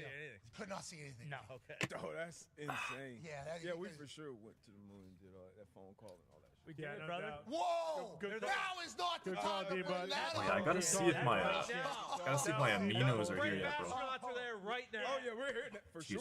For sure now. But you're talking about I love when we beat the Russians? Yeah. Cold War, undefeated. Yep. Man. Yo, take care, Kubrick. Thank you so much for stopping by. I will see you soon. Exactly. See you soon. From Moscow when you move over there, you son of a bitch. Jesus. He's just trying to tell the people. I appreciate it, man. I appreciate it. Yeah, we got some episodes coming up. We've been a little bit busy these past few weeks, but we got some content coming for sure. I appreciate it. We know way too much, but we also don't know nearly enough about any of it. Well said. So just had a 3-second delay. Excuse me. 1,000 miles There was away. a delay from the Damn it, my package isn't here yet. Oh, is NASA putting this production together? I'm considering working out on stream. We'll see though. NASA's reporting Or that whoa, Artemis 2 is just a couple doing days cardio. away from splashdown. I get so bored doing cardio. Earth grows larger in the mission sites. The crew woke up. But then this again, I was morning gonna say, I was like, under fucking, why would I pressure by stream? Queen But and David Bowie. And greetings from our colleagues at the space super spacey thingy. And there's the moon right there. See that? We're on our way. The Canadian Space Agency. Okay. Yeah, okay. I won't clap for that. Yeah, Have you seen the I don't trajectory of track- what they had to do? What's that? The trajectory of like timing the moon. Unbelievable. Yeah, I heard we're leading them. Oh yeah, We're big time. leading the ball. Big time. Yeah, we're throwing Thief to a is spot. stabbing me. Yeah. Thief We're is throwing to a stabbing me. spot. Exactly. We're letting math, which is the language of the universe, as David Galileo kind of. Come on, Mr. this is the Galileo. epic weapon. Epic weapon right here. Galileo. Watch it drop. Orange on the ground. This is it. Dave Galileo. Just read David Bowie. EG? EG still bringing it. That's what we're doing. Galileo. Right here. And we're throwing that thing right down there. And then we're meeting up the moon. And then the moon's going to say, gotcha. Yep. Right? Going to do one of these. And I think we're doing one of these. And then the moon's kicking us out. Hitting right? the slingshot. Yep. Hitting You us had back. Bowie. And None of that's Galileo. happening. Yeah, you had it I actually all really together. like the blowpipe. The blowpipe and the longbow are probably my favorite. Friends followed him, yeah. Blowpipe and longbow. See, I never know God whenever I tier. see this. Like, is Galileo his first name or his last I believe it's his first. Like the javelins are cool, but Yeah, but what if back then he wanted to actually have it inverted? Call me Dave. I really enjoy the You never know. Honestly, you the genuinely blowpipe. never know. Shout out to Jason Kelsey joining us live from the Masters. Sounds like he understands the assignment. Yeah. That didn't it sound like Oh, that? yeah. He knows. Locked in. What he said about Oh, Jalen, Belushi. though, crazy. Yeah. Yo, am I dead? What everybody's saying is a negative now was probably a strength of the past, him being a leader. Quarterbacks want to run their stuff. Yeah, he's we're Super Bowl safe. champion, Super Bowl MVP. He probably feels as if has a right to have some say. All right, what I'm the gonna go offense sell is. this shit. New offense coordinator, you're brand new here. What? Maybe we do my offense. We've won some games. The shit Where'd that coming guy- out of the building, though, maybe Did like, anyone else just see Rush? it just feels like they don't. In all like- caps. People don't like it. That's why they're leaking all this shit. Like people being this comfortable to What? leak things about this person says that those people don't like. Where did like, that guy just go? For instance, anonymous sources say shit about us and me. I know those anonymous sources are people that do not like me. Anyone as a just see person, that? right? So anytime Am I the anybody only leaks one that just saw anything that's that? Anonymous, negative about What the something, fuck I was assume that? It's being leaked because they do not like the person, or there's some sort of agenda on the case. Now, him getting into a brand new offense, needing a new contract. Hello, are they friend. both waiting to see how he does in this particular offense? Is this offense going to be the new one under center, play action, everything like that? Is that the case? Who knows? But I don't like how comfortable everybody is just kind of giving shit away. But Jason Kelsey's like, well, we're in a world where there's a lot of sources in Interesting. that building, and they're never going to be able to get rid of them. And It's like, one of the biggest markets, like you said, in the world, really, when you talk about the NFL. I couldn't find that guy. Did you? I left the room. His name was Rush in all caps. I was like, Rush. That team. And then, like you said, you're gonna. And then I couldn't find him. But then I entered the room twice more and I got him. Very interesting. I wonder if that's Rush. Probably not. I mean, probably not, but you never know. You know, it has to be some meeting of the minds and some continuity there. We saw it You with never know. Tom when he went to Tampa. We saw it with Peyton when he went to Denver. Like, yeah, you're gonna take your shit. And you're Very gonna do well some of the could other, be. You know, OC stuff. So Actually, I'm gonna as long as leave the that success- longbow. I'm success not is gonna there, sell they'll that be longbow, fine, but I actually. did love what Jason Kelsey said. And look, everybody in the locker room has their own unique experience. So if you go and talk to one of 70 players in the locker room, you can find 5 that's going to say bad things about Peyton Manning or Tom Brady or Drew Brees, Aaron Anything. Rodgers, any of these guys. So Food, it comes, training room. Yeah, it comes with the territory. But you know, winning cures all. But when you aren't winning at the level where you're expected to, that's when all this shit, make just much louder. Yeah, it gets a pain in the ass just to play in Philly. When they won the year they won the Super Bowl, there were times where they were playing at home and getting booed. Like there really isn't a winning situation for them, no matter what. Jeez, I'm gonna make some luck Philadelphia. pots. I blame the setup. No, but having- I think I got like none left. I should have none left. I just haven't even been fucking using them. I'm gonna make a few more luck pots. Let's make a make an inventory of luck pots. Okay. And I happen to know that because I grew up in one of those towns where the fans think they're tougher than the football players that are playing football, and you are just lucky to be doing what you're doing. Yeah, that'd be cool. If that's So Rush, let's make that'd sure you be remember that. that'd be Okay? cool. I think that is how some of these towns feel that are considered football towns. Sure. Okay, that is what it is. Like I said, So I if you're not highly playing doubt it, exactly but that's a really low level account with a fucking pretty cool how name. they would envision their football team to play, they're going to voice it mostly because they, once again, Wait, is that the right if Clover? this was to come to a fight, Fuck, it we're is. okay trying to fight. We feel like we're tougher than you. We know football better. I'm just than so you. used to We doing love fucking. football I'm so better used to than you. picking Obviously, the we love to way play. higher tier Clovers that I'm like, is that even the right? No Is doubt. that even the right one? And they can find things that they would do much better than you if they were in your position in football. And I think you got to be made to be an Eagle. Like you have to be a Dallas Cowboy. You have to be made for the star. Yeah. Because they're giving tours of the building and stuff like that. Mm-hmm. Okay. Which from our source is not in the way. They're great. From what I heard. They are not in the way, okay? You need to relax. Yeah, that's what I'm about that whole thinking. thing. I was Being a thinking maybe distraction. is all, just but at the from same source time, in the building. I don't know. They are not a problem. True. You heard that as well? Yes. I've heard different. He was there with me. Definitely curious because I want to say Zedge.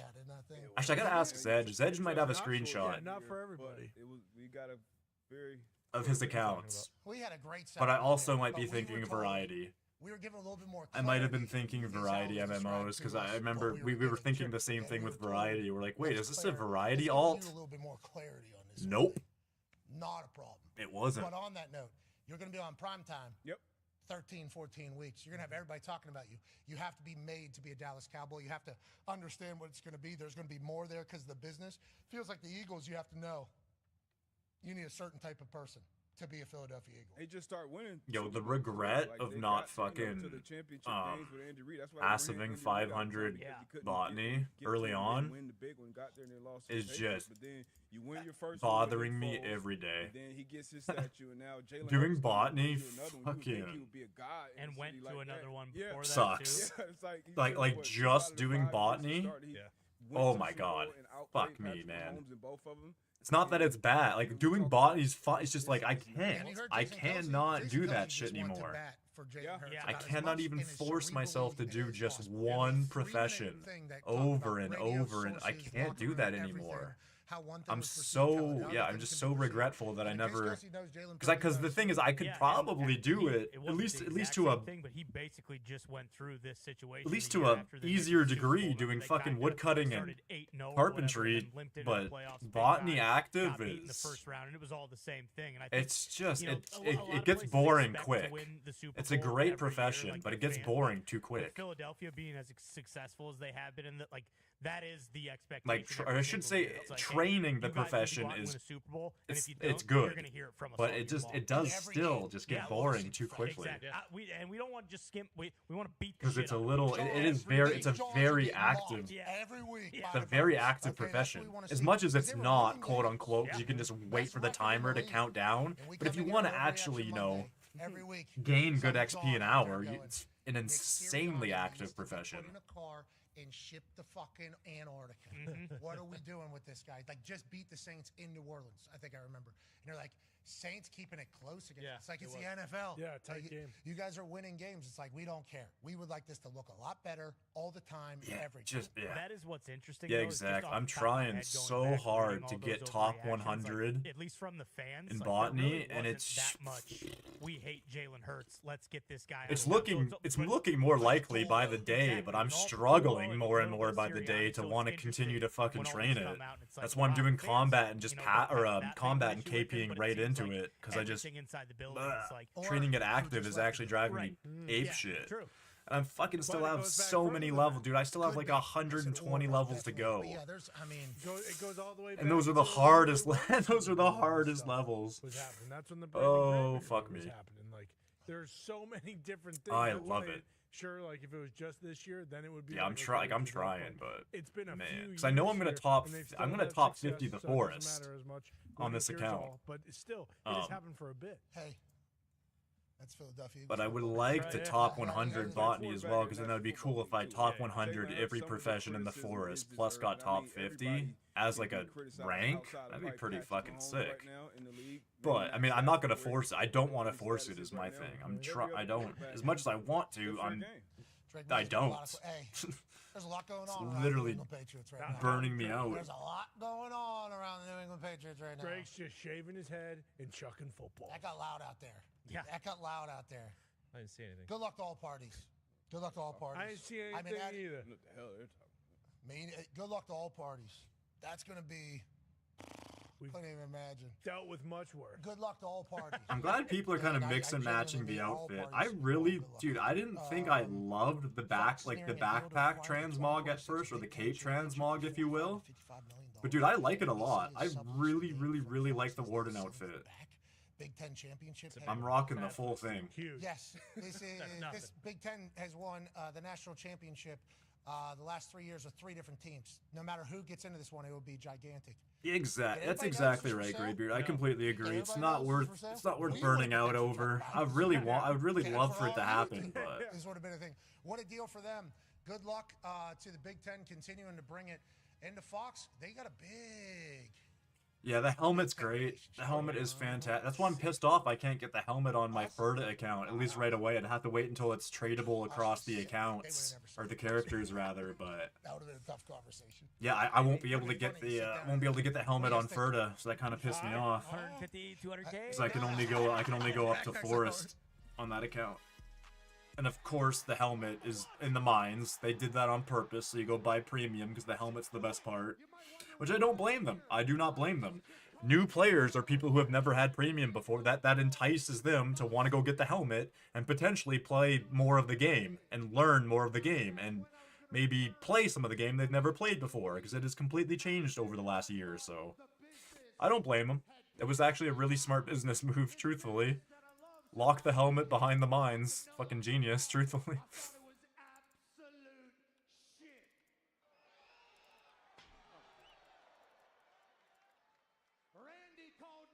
Uh-oh. Oh, I get to see this finally. Supposedly, this was, like, really dog shit. People said they really, really hated this scene. And he talked about the forgotten WWE fan, the Attitude Era fan, the one who woke up thinking to themselves, what? Why is it so low? I've got it cranked, and then it's gonna go back to Pat, and it's gonna be so fucking loud, I'm gonna cry. The fans that put this company on their back to launch it into the multi-billion world universe that it is now, we've been forgotten about. Why? When I turn on WWE TV, I have to watch 2 5'5" guys do a 45-minute Iron Man match 10 weeks straight for no rhyme or reason when Randy Orton is around. That is a good point. Why do I turn on Netflix and I see all of Gorilla circle jerking themselves episode after episode? Another good point. When Randy Orton is around. Tickets to WrestleMania. I mean, it's a decent point. Why would I watch Finn Balor when I could watch these motherfuckers? Randy Orton is around. And SmackDown, fresh off the worst rated episode of all time, has a puppet for a champion, a man that represents everything that we hate. What I'm saying is, Cody, I'm the one on the phone telling Randy Orton he needs to kill everything. And it's not just for the 15th world title. It's because... Also, maybe I'm crazy, but I don't know. A lot of the Guardian weapons seem to go with a Warden outfit pretty well. Maybe that's just me, though. The following program Called is it. a collection of Jesus stories Christ. talking about happenings in the sports world. It is meant to be comedic informative. The opinions expressed on this show do not necessarily reflect the beliefs of their peers, their boss, or ESPN.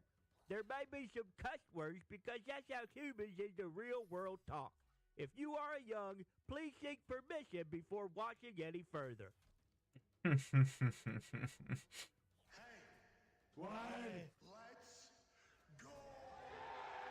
Yeah, it really does. That's why I want to know more about the Warden lore. I have to know more about the Warden lore. And yeah, and I want to know why we didn't find him in the forest. I mean, like, I get why, like, kind of for event starting. It's like, oh yeah, event starts in fucking Hopeport or whatever, but yeah, this is very much a forest character, at least in my opinion. But then again, we don't know. I wanna find out more about the Warden. I need to know some lore here. Masters Eve Wednesday, April 8th, 2026. Hour 2 of the program begins now. Literally all we know is that the bunnies are his friends and like his best friends. So like, is this a bunny god? What is the Warden? Right here on ESPN after Tell me. this show ends as the Toxic Tables at Boston Connor battles with hats and trophies over there at Ty Schmidt also here. One half of the Hammer, Don Cowboys AP Tone, 9-year NFL vet Darius J. Butler is here. D. Butch. Although I think Zedge asked. I'm assuming Zedge asked. Or at least I mentioned that he should ask about the Warden lore, but I don't think he directly asked. That don't watch sports do throughout their entire lives. That is a great question. I don't know. I don't know. Couldn't tell you. Like, could you imagine not having? Dude, that'd be sick. See, that would be exciting. If they wanna leave it because they do intend to describe the lore later on, bro, that's exciting. Feeding themselves, all that stuff. That's a story that I'm looking forward to. It's gotta be something. They have video games, reality TV. Oh, you're talking about that'd be really TV. cool. Yeah. I had a run with that as well. The Rock of Love bus, obviously. Sure. Brett Whoa, Michaels. Yeah. that ain't shite. You're right. Talking Flavor of Love. Yep, as well. Flavor Flav. Yeah, Talk time. Flavor Flav. New York, Miss New York was outrageous. Obviously, still doing Tequila. Jersey Shore. I mean, Jersey Shore is great TV. I agree. That's what I'm saying. But Tequila, would be tequila. potentially considered shite TV. Sure. Damn. Yeah, people would say good. That's old. Pawn Stars. Bravo. No, that's old. Detroit Pawn. Okay, I'll be right back, guys. Give me 1 second. Just gonna go to the washroom really quick. You grab some more coffee. They're in a league of their own. I'm watching now. Please, Suddenly Epic Amish. Lep. My Nope. wife, kinda put me Oh, on nice. Suddenly Amish. Right She's on up there in 200 Lancaster, KP as well. Pennsylvania. Fucking wonderful. People just from the regular world say, Is that a black man? that is black man. Is there a lot of Amish? That kid out. What's that? What you say? That kid is Not zoom in. get How out. do you describe that? That kid is zoom in on That's a good one. Yeah. What are you talking about? Yeah. Does look like the poster for Get Out. I will say this is not Get Out. They are not being held there against their will. Good fade. They are. He's main character of the show. Okay. He's main character of the show. And I'll tell you what, we learn a lot about him quick. And I think he learns a lot about some emotional moments with him. Out there. That's what it's all about. Guy. Yeah, the Amish show, they don't play any games, man. No. Literally, they don't play any games. Right. I don't think they've ever done that. My dad, Tim, actually has a relationship with some of the Amish. We've been told that, some of these Amish who run power out to a shed do watch NFL football. And That's what I was going to ask you. They watch sports. yes, they do. Yeah. Yeah, they do. They watch football. They probably so. Very strong. Farm strong. Yeah. LeBarn James. Yeah, they got a bunch of them, but they're just called Jebediah Braun. Jibba Jubba Braun. They're good in the trenches. Yeah, they're dogs too. They wake up 3:30 in the morning, obviously, and they just work all day, every day on everything, and they don't have air conditioning. Yeah, I've seen like time lapse of them like building homes. Oh, yeah. Okay, I need to wake up, boys. Like I cannot wake up today. I'm trying to get someone in here. Hammer and nails. Comment was Can't wake up. You heard a story about him a few months. Yeah, Apparently, it trying doesn't to matter how much get coffee I one of have. those. I cannot wake Trying to up Figure this stuff out. Condo, whatever. Trying to make some change. You're trying to get one of these Amish? Yeah, try and get one of them in there. See what we can do. But I don't know. Are they even allowed to ride the elevator? No. That's a. So that's the interesting thing. And how do you Ferda get a hold fashion of them to get yo. one? That's why Kim is a good plug to the Amish. What's up, fam? Yeah, you need to have a plug to get in the Amish. These guys. Hopefully you're having a good day, They midnight. signed up for that. And they gossip. So if you find one, these things do. They are all related. Joining us now. Not all related, but they all do. Pennsylvania Dutch is where it all starts. They all know each other. It's a community. Yeah. And they're not all related. I'm wondering if these pirates are going to continue to praise the new. Oh, right. Yeah, I forgot the ending. Yeah, the ending of the bunny. Yeah, you're right. The ending of the quest. He's new to the group. Hey, what did Shaq mean when he told you to change the way you were? I mean, he shouldn't have did that at work. You don't mess with me at work. You gotta. Don't do Just that. literally made a bunny a fucking pirate captain. I'll tell you later. So Shaq. Well, I was skipping the stuff. I want to let you know. When Shaq said that, it took me right. Kind back of to the forgot locker about room, that. Right back to the locker room, and I almost had 1,000 things that almost came out of my mouth. I was like, nope, Now is not the time. That would have been a quote out of context haven. What was coming through through my head right there. And I just stayed out of it. That is maturity out of me. I want to let you know there was a big moment there for all of us. Yo, wait. If we go coastal, is the rabbit there? I haven't even thought to go coastal since I finished the quest. And then nothing. Thank God. Old us. That would have never been we would have stopped you, but we would have asked for a full explanation. Because obviously we saw the cutscene, but I didn't even think to telly back there and see if he's just fucking chilling. I'm just gonna walk over here. I'll be you. He had a bad day at the Olympics. He did. But the Shackalicious Gummies, I think, got a lot of pub. Joining us now live from an attic in Ohio is a man who'd be a great Amish guy. Oh, yeah. Yeah, one of the best. I think he would want to be an Amish guy. Might be, actually. Could be. Because German, I believe, Ooh, that could make some cool... Dude. Dutch, which obviously lead to the Amish, if I'm not mistaken. Potential former Amish. Yeah. Ladies and gentlemen, happy Rumspringer to AJ Yes. Hawker, a lot of Amish in Ohio, I know that, right? Yeah, there's plenty of Amish all around Ohio. My father. That's actually really neat, man. Yeah, I like that. I like that. I actually I didn't hate the event. Like I said, I thought it was boring. Like initially, I thought it was kind of bad, but then I was like, man, it's not as bad as I thought. But like, it did become boring just catching the same rabbits in every episode the same way. Like, sure, it was different scenery, but.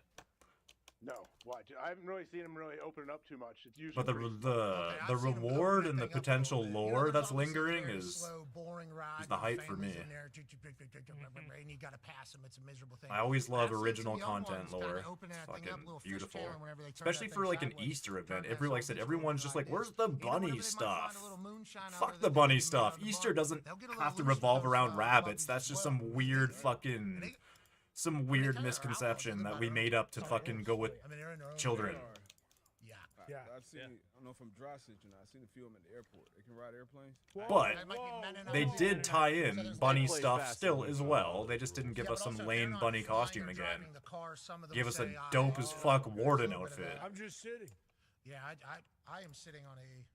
That's Bush League, though. Hop on a train. There's a train within 100 miles of every state. Joining us now is a man who might also be from the Amish community. We're not 100% sure. I think the Pirates taking village raids led by the furious bunny captain. Dude, I'm there. Fam, I'm there. On ESPN, which we appreciate him for. The Jet, Jeff Passan. I wonder if he'll be Jet, you think about being Amish ever? He'll be a part of the Shipwrecked event. The Amish furniture. It's best. Absolute best. And I would love to have a Rumspringa as well. Like, I'm glad you brought that up, Pat. That's a good time. That's right. Like, you've been cooped up for all those years, and then you just get to go out and, I don't know what they're doing. Sounds exciting, though. Well, they were at Top Golf. Because it looks like, I mean, I could be mistaken, but I mean, from what it looks like on their construction, like their construction map, I think Shipwrecked would be the first world event to come out, and I mean, it kind of makes sense. Because I know that because I showed up in the middle of it. I didn't show up at the beginning. Okay. Yeah, I know it was not mine. It was somebody else's. That would have been very rude of me to do that. But on that note, as soon as we get there, they got the last 4 bays over here. Oh yeah. They got the last 4 bays. Clearly Amish, clearly underage. Clearly hammered. Yeah. I mean, it was a lot going on, and then we obviously, as pretty observant assholes, I would say, immediately start bickering about what's the next steps here. So I just go over, obviously, right in the middle, and one guy goes, "McAfee." 316. You're McAfee. And I go, "How do you know that?" He goes, "We love football." And then he goes and gets his one drunk friend. Nah, I didn't muck pot. He goes, "You're Pat McAfee." I'm like, "Yeah, it's McAfee. It's McAfee." He goes, "Oh, hell!" Calls over the other one. Then there's their girlfriends are. Third one actually denied it as well. Yeah, you're not. You're not. You're not. You're not. And I have to pull out my phone and do a full search for this entire thing, and then I get their phone number. It was a full. Yeah, Zeke and I had a 10 to 15 minute conversation. I am pretty excited for. I'm excited for next week's update as well. This really happened. I mean, we had full convo with these guys, and. They shouldn't have been serving them alcohol for sure. I gotta look again. An absolute blast out there. And then that Rumspringer, they're but deciding whether or not they want to go back. I think or if they just next week go live. I wonder what the hit Is rate the was on that. woodcutter? Yeah. Might never Is it woodcutter for mine? What is it?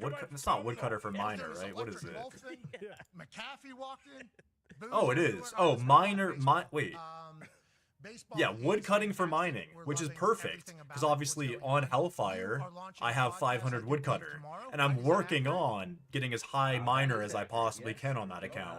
Been a couple months in the So, works right or now, the account that and, I'm playing on, I guess I should say. I'm literally playing on Hellfire right now, so this is perfect, bro. Like, next week's update is fucking perfect for me. Absolutely perfect for me. And then, the thing, and then for Timmy's Coffee, the Enchanted Trees through Alchemist, because obviously I got 500 Alchemist on there. That's perfect for Timmy's Coffee and for Ferda. Because obviously, again, 500 Alchemist on Ferda as well. So, dude, like, these next few updates, like the next 2 weeks, the next 2 weeks of updates, or even 3 weeks rather. The next 3 weeks of updates are fucking lit for me. Like, I'm fucking excited. You're not, and it's the beauty of baseball is. And then, yeah, what was that shipwreck event? Untold. This podcast, the goal is to go out and actually tell them in a way that is accessible not just to the diehard fans who love baseball, but to people on this Wait, show, what? frankly, who Oh, watch this on man, a did daily Amazon basis just and actually getting into face fuck me? baseball and want to learn a little something. Yeah, see, if you see here, the Fisher my shipwreck job, Pat, shipwreck is is like the that I get furthest to one talk with along people right now. who are But the what he was saying absolute is the best in the threatening. What world Kubrick was saying is that the threatening and having thorns. conversations with I them in a believe he format was like this, saying. in a setting like this where they can be a For little bit sure has a looser and they reward. can talk about some things that they might not Reward otherwise. table tied to it. Yeah, I mean, A look at reward shop. This is my So first that's time seeing interesting. this here, Jed. That I didn't know how I really professional you were gonna wonder look if then the these sources so shipwreck should fast, have and you got something these guys similar. on the hook. That would be Who is fucking it? Who's fantastic. sitting down? You're about to see right And now. yeah, it's the furthest one along, but not by much, obviously. Clearly not by much. Yeah, what a stud. And on the right is Tarek Skubal. What? And, yes, sir. Bunch of both quests them coming out. together, talking about pitching. And the great thing about this show is it doesn't have a format. We're going to be doing something different every week. So, first episode, we talk about pitching with Skeens and Skubal, who are the two best at it with the world. I just got back from Toronto, sat down with John Schneider, the Blue Jays manager. And Try to Dave hit milestone Roberts, the Dodgers 5. That's a good manager, goal. together, That's a and very talked good about the goal World indeed, Series yeah. last year, and specifically Game 7 and what it was like. Talked with Cal Raleigh yesterday, and he was telling me about everything from his ass to his custom-made cup to all sorts of other things that it takes to be a catcher. So we're gonna cover the whole expanse of the sport and tell stories, frankly, that you just haven't heard before. Okay, Finally, so some you continuing baseball. To build baseball. Schneider was just. I prefer made sure the baseball ump over could see him basketball turn his head personally, but sideways, that, again, that's so, just me. He could really get down in there. Let me get underneath the brim of this cap. Oh, this was so. I watched this live yesterday. I watched this live. This was so good You are a live. piece of trash, an embarrassment to baseball. You need to get the hell off of this field. You're gonna tell me to leave? You need to leave. All of baseball hates you. And ain't turned in there. Make sure you can feel it a little bit. Kiss me, buddy. Kiss me. You wanna lick Kiss my lips me. right now? Is that what you want to do? You're too worried about licking my lips and tasting my spit than making right calls out here, Is that what he's saying there? And is he like this all the time? Red. Might be my new favorite guy. So Pat, I kind of knew this was coming. It was so funny, bro. He fucking blew up on that Like, he came out there pretty hot. He's like, fuck you, man. What are you calling this shit for? And then he threw him out. And he's like, oh, fuck this then. Throws his hat and just starts spitting in his face. It's like, oh. And I was like, how tough is it to get ejected? And he's like, I think I need to get ejected. Like, that's how managers. Yes, he look at tosses it. him, and then he's like, fuck you then. They Fuck find this. any Starts reason spitting or in his any fucking excuse to go out there and just light someone up and hope to light a fire underneath their team. And the Blue Jays, with all the injuries that they've had, they need a little fire right now. Yeah, I like that he took it upon himself to make sure that this ump could really feel it, because it did feel like the ump was using the brim of the hat, the bill, as a weapon. Yeah. And I saw out there in L.A., there's no more. They're just using the top there. I've seen that's taking place. So, baseball caps, baseball hats can be defense. It can obviously be a fashion look. It can block the sun, and it could be a hat coverage to skipper and an ump almost sucking face. Yeah. almost aggressively sucking face. So it's amazing what a hat can really be. Let's go to a cowboy hat. with some I massive see. news I out of misread Pittsburgh that. you I broke thought today. Amazon was telling me to go pick up my package from a nearby location. I was like, fuck no. What the fuck did I even, what did I even order this for then? But then it was just an email saying that I do have locations nearby to fucking, to potentially use. And I was like, okay. Bob Nutting Thanks, I signing think. autographs The for fuck? fans on the field every single Thanks for letting me game. know. Skeens is obviously, he comes out and he's, the whole pitching staff's great. The Buccos are winning. But this Connor Griffin, the extension, is that something normal for is this the new normal for these young kids to get them signed for 10 years? And then just the Pirates overall with Connor Griffin, how do you feel it's been going so far? This is the biggest contract in Pirates history. Like, plain and simple, $140 million. The biggest they had previously was Brian Reynolds at $106.75 million. And they're giving this to a guy who's had less than a week in the big leagues. So it's clear that the Pirates believe that Connor Griffin is going to be the one around whom they can build for the foreseeable future. And the big part of this deal isn't just I'm so curious why there's so much money in baseball. They bought out 3 Is it just because it's it must just be because it's such a worldwide sport. Because not a lot of these sports are as popular worldwide, but I feel like baseball is, funny enough. We saw a 26-year-old free agent out on the market. Like soccer, that was Juan definitely. Soto, and he Like got $765 European million. footy, but so like Connor Griffin is giving up obviously potential NFL, not so enormous much. payday at 26 years old to go out at Like, 29 and listen, American if he's the football player is everyone so thinks he's still going to get paid big not time. transferable But the Pirates, worldwide. They you pick always have guy a who different they would sport. They always have a absolutely different no sport chance of for it. getting on the free agent market for another 3 years on top of Like the it's control always they have different. Yeah, it's a already. different sport This is how worldwide. good Meanwhile, franchises get baseball, them. like This is baseball, even I exactly guess what the hockey. Cubs Hockey's a was little with bit. Bobby Witt Jr., Hockey's their pretty starting shortstop. pretty It's worldwide. what the It's Mariners just are not trying as to do with Colt popular. Emerson, signing him for 9 years and Baseball, $85 same thing. million. Yeah, true. Baseball and golf. Yeah, golf is very worldwide. Yeah, golf is extra. And again, and it always follows the same rules. So It's never this is a different in each trend country. baseball, and it's one that both gives the player his first big payday and makes sure to lock him in for the franchise. I like baseball. I've never been like a so die-hard now that we know baseball that the fan, but I've Pittsburgh always Pirates are liked playing it. big league baseball Never now. played. Okay. Just always And enjoyed Connor's watching. come out and said he wants to win for the city and he wants to win for the fans. It's just Everybody's super bought chill. in on that narrative. There's a chance that the Buccos. And golf is very similar, I guess. Yeah, golf is pretty similar. It's just not like obviously a team sport per se. Like I guess you could make it one, be like, yeah, I got my caddy, I got blah blah blah. But yeah, it's really just golf is a little more solo, but stealing traffic cones at a rate that they've it's never it's seen about the before. same, probably the same amount of That is chill. called Bucco fever, Debatably baby. the same amount of chill. That is a tangible piece of information that says there's Bucco fever running wild in Pittsburgh, and that's all it takes. Hold on? Do you not have a traffic cone in your car? In my car or in the studio? Hoist the Oh, mama, I'm in That's what the fuck, Pat.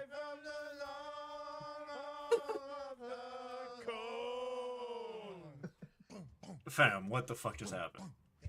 I got a cone. Stole this from a company outside. That's basically what's been happening back in Pittsburgh because there's always going to be construction and there's always going to be cones. Oh, see, I didn't understand. That makes way more sense. I was like, why the fuck did they just do that? At least the Pirates are starting to get some things done. They're going to win it all. We know that. They're hoisting a big cone. AJ has a question about that, actually. Yeah, Jet, speaking of that, we know the NL Central has got out to a hot start. The Reds are obviously in first place there. Best division. Do you believe that the World Series runs through the NL Central this year? Great question. Whoa. It's a great question. Best division in baseball. No, but they look pretty good so far. And in addition to the Reds, it's like the Brewers. It's just like, we nah. forget that they won 97 games last year. They won more games than the Dodgers did. They won more games than the Yankees, the Blue Jays, the Mariners, all the best teams last year. During the regular season, the Milwaukee Brewers. Trying to wake up were enough at to the want to top. go do And cardio, so but for dude, I them to did double trade for cardio him back-to-back this days.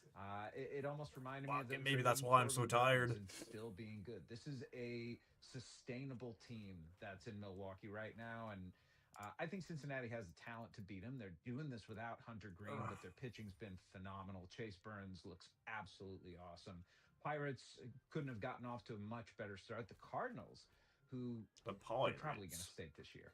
But they've gotten off to a good start even. And then the Cubs. Oh just my suffered God, a dude! injury Yeah. between Cade Horton, I he fucking needs to get forgot surgery about being that. off Yeah, the they ear were now they before he goes on literally the injured were list talking too. about The who's Cubs are better at suffering a little golf. bit right Yeah. now, but the Central is, Meanwhile, it is Trump not the was top being of Central right serious, and now. Biden The was National just League being like, Central "Oh, looks like a fuck you real up." division. And I Probably think never the played big golf. question. I was talking with a scout about this yesterday. He said, I think there are two good teams in baseball, the Dodgers and the Yankees, and everyone else, we're not quite sure at this point what they're going to be. And those odds right there, they tend to bear that. I would have idea loved to out. see that And golf so the match. That question would is have gonna actually be, been a who's really going to because they emerge could have in the they third could have and fourth turned that and into fifth like a place charity as match. we get into May. But why and would get they? A little more seasons behind us. Let's talk about the Why baseball the a fuck little would bit this year they? versus years past. I like seeing players be able to show up the umps.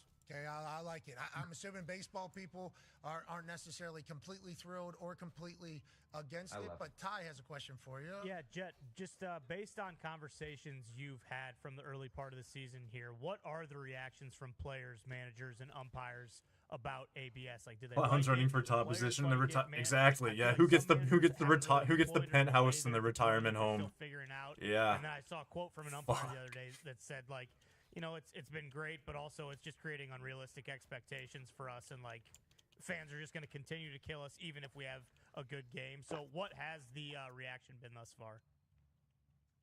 Players love it.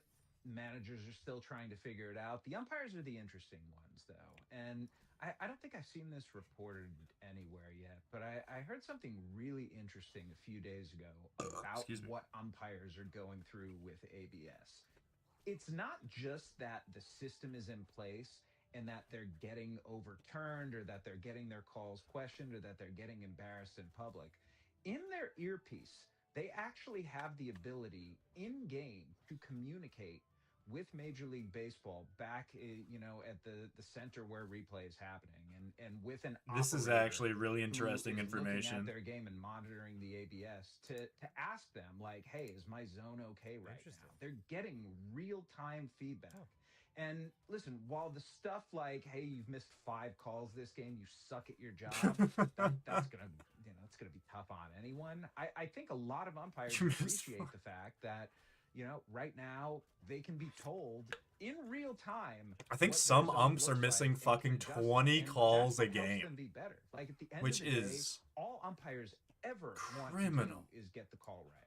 And the fallibility of the human eye and of the brain's ability to track something that's going at 100 miles per hour and breaking 20 inches, which is what big league pitching is now like. That's a really tough thing to do. So I think having that feedback system in place for umpires is the good kind of support that they need in a system that otherwise has the ability to just embarrass them. A ball breaking 20 inches is fucked. That actually is insane. Truly. Umpires are able to put their egos aside, because that was kind of what was happening in football for a while.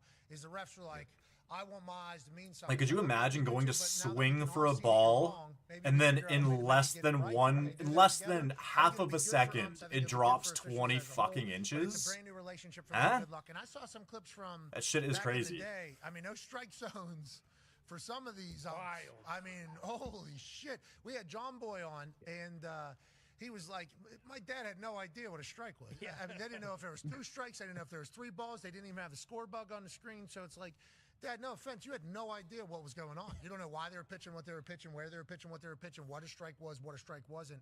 It's crazy that is how much baseball has developed, but it feels like if you don't know that it's a full count or you don't know that there's 2 strikes, it is probably Yeah, I fucking do. I'm not gonna lie. I really like the Guardian gear with this outfit. But I just do. A catcher just being able to look back, say you. Very glad I grind. I knew right away as soon as I saw the armor. I was like, I'm playing Hellfire. I was like, I'm immediately logging into Hellfire. Just like I thought, brother. Okay? It's not a Let me question. kind of guide you in this entire thing. Who did it 3 straight times? Salvi Perez. Salvi Perez doing it 3 or 4 straight times. He had to be wanting to do that for his entire life as a catcher. I would assume that moment is like a check the box. So I'm happy it's here. I also like that the boys are throwing some real hands. Yeah. I like that the boys are throwing some real hands. Last night, Lopez, Soler get into an Whoa. absolute brawl that involves a double-legged takedown and a punch with a baseball in a pitching technique. Okay, so in football, if you're I punching misread helmet, bad news, there's HPs. a double leg takedown right there. I thought my HP was the thieves. Manager, Pat. Fuck. That was Walt Weiss right there, who, by the way, does MMA training. So, it was not surprising. Bald-headed guy shooting in from the side. There's a double leg takedown. You see both of his arms right there wrapped around the legs perfectly. Head is right on dome. That's the manager. Gorgeous. Yeah, it is. No. I mean, he squared him up perfectly. He was picture perfect. He took the hat off beforehand, too, because he didn't want to get involved. He shoots the double leg. Old buddy has no idea. Yeah, the Obor Club, bro. Hell yeah. Man, I still need to get an Obor Club. I want it as a drop. By the way, not a big guy. Jorge Soler, on the other hand, 6'3", runs about 250. So I actually might have a bunch of Obor keys on my teammates 2 years ago, by the way. on my group Iron Man. The Braves together. So I might have used them all. I might have used them all. Yeah, and I appreciate the fact that they're still doing this. He had ball in hand. Boom.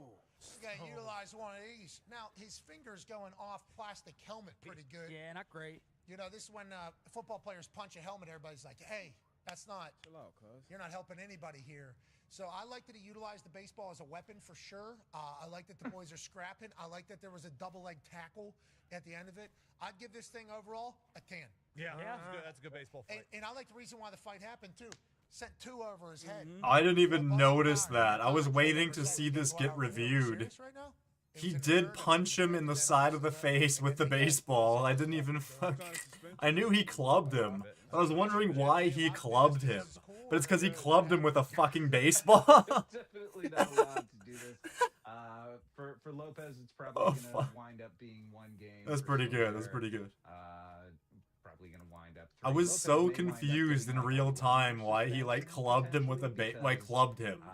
But it's because he had the baseball in his fucking hand. Suspend him for 5 or 7 or 8 or 9 games, then he's essentially only missing 1 start. But yeah, there will be suspensions coming down. I mean, he did whip that thing right over his head. Well, good luck out there, Batman. Manfred. Unless the NHL wants to get involved, because this is a fight. Yeah, so maybe let Batman give a call. Good luck, Manfred. We assume you know what's right for baseball. He does. Tom Man has a question for you, brother. Yeah, Jeff. Basically, the worst start out of any team in the entire major leagues is the Boston Red Sox. I've been thinking. Wait, about really? Connor this entire time because I was gonna say, dude, the Blue Jays kind of had a pretty bad start. 162, brother. So I don't know. The Blue Jays have had a pretty bad start. So at this rate, yeah, seriously, it's not just painful; it's really discouraging. Jet, to be completely honest with you, and I'm coming off just an absolute gem from Garrett Crochet, where they won 3-2. So I'm still in this mood of what the hell is going on. I mean, the Blue Jays just lost 5 in a row, bro. Team chance, Jet, throughout all of Fenway. And typically when you hear sell the team, you think of the Pirates. You think about teams that aren't spending money. But the Red Sox spent like $300 million this offseason. Is this a fire the team? John Henry sucks. Is this a Breslow is just a big dumb dipshit and doesn't know who's good at baseball, just basically as much as I know who's good at baseball? Like, who should I be directing my anger towards? And also, when will some of these kind of up-and-coming prospects get called up? Who should I direct my anger towards is awesome. Sure, he needs to get what the called fuck? up immediately. But when should I expect some of these non-poopy players to come and play for the Boston Red Sox that are in the farm system? Yeah, I mean, let's not forget the guys that they promoted last year, whether it was Roman Anthony and Marcelo Meyer. You know, they signed Christian Campbell to that contract, and he's down in AAA right now. Yeah, that has not gone well for them. They traded Kyle Teal, who he got you Garrett Crochet, so there's nothing to be said about that. But I don't know that near term there's a whole lot more coming from the offensive side on the farm system with the Red Sox. In the offense, it's not great right now. They're striking out a lot. They're striking out almost 27% of their at-bats. Should have an alarm set for the Blue Jays game. Blue Jays game is in less than 2 hours. Or Trevor Story. Fucking Ace, man. Ace kind of... Is really Willie Abreu. Whenever we had that drunk stream on Saturday, we talked too much about baseball, and Ace got me the pitching hasn't been what they thought. Ace got me on board with trying to watch as many Blue Jays games as I possibly can. I'm probably gonna eventually just fizzle out, never watch one till playoffs again, but I'm trying. Can't have that. I'm trying to watch. I enjoy that they basically play almost every day. Oh, sorry, fuck, they don't play till tomorrow. I'm dumb. I don't think they play till tomorrow, but yeah, tomorrow they play at 1. Or no, do they play today? Maybe they do play today. Hang the fuck on.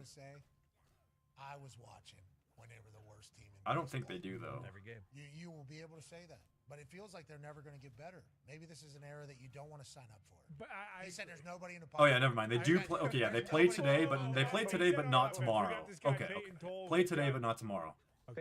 Yeah, never mind. And he's got a cool mustache. Oh, so he's got a above average size dumper. He's a pitcher. So I'm not. He's just strictly talking offense. We're gonna figure the bats out. I will say though, I mean we're 3-8, and it's infuriating, but I'm loving it. I'm really enjoying being an angry baseball fan. You like your guys? I love my guys. We got to figure out how to throw the baseball a little bit, but I love my guys. Is he gonna be okay on that? The whole throw thing, not being able to get to where he wants to throw it to. Connor's fucked up, bro. He'll be fine. He'll figure it out. He's one of He those was guys just who I think like is 2 too minutes ago. He was like, talented "Fuck for my team," and then he's like, something "I like love that my to become team. a They're problem. shit." And this was not a good throw. Looks like me. That's suffice to say, it did not turn out well. Before I found my arm slot. Have you heard yet? I found my arm slot. I'm a sidearm guy. Oh, maybe you should get Are you? with Roman. Yeah, I mean, You gonna throw a little sweeper? No, I'm getting over to first base is what I'm doing. Yeah. I think. I got You know what I mean? We're popping mitts. Boom, turn 2, fucking banging the pal, and boom. You see that? Now I know where it's going at least, because when you're popping mitts, Skip Stone with the boys, it's hard not to get Popping excited about mitts. being accurate Good when you pop, throw it. boys. Yeah. I couldn't even imagine what Roman Anthony feels like not knowing where the hell the ball's going, because before I started throwing sidearm, you see I'm throwing like this right here, bang. You see that? I'm kind of letting it come out. Me and Ozzie Smith working on the glove pop technique too. I don't know if you saw that. Okay, now I'm coming Really out long throw too. Well, it's accurate, Jet. Do it. Do it.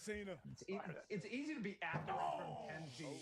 That was 1 inch below that camera up there. Yeah, 10 feet. That's a home run. You're lucky. That's 230 feet away. That's how big the Thunderdome is. But I'll tell you, I couldn't imagine not knowing where it's going, especially as you're on the run. So that is not a home run. Just go home. Yeah, please just go there. That has to be a mental thing, right? Have others gotten into this before in baseball?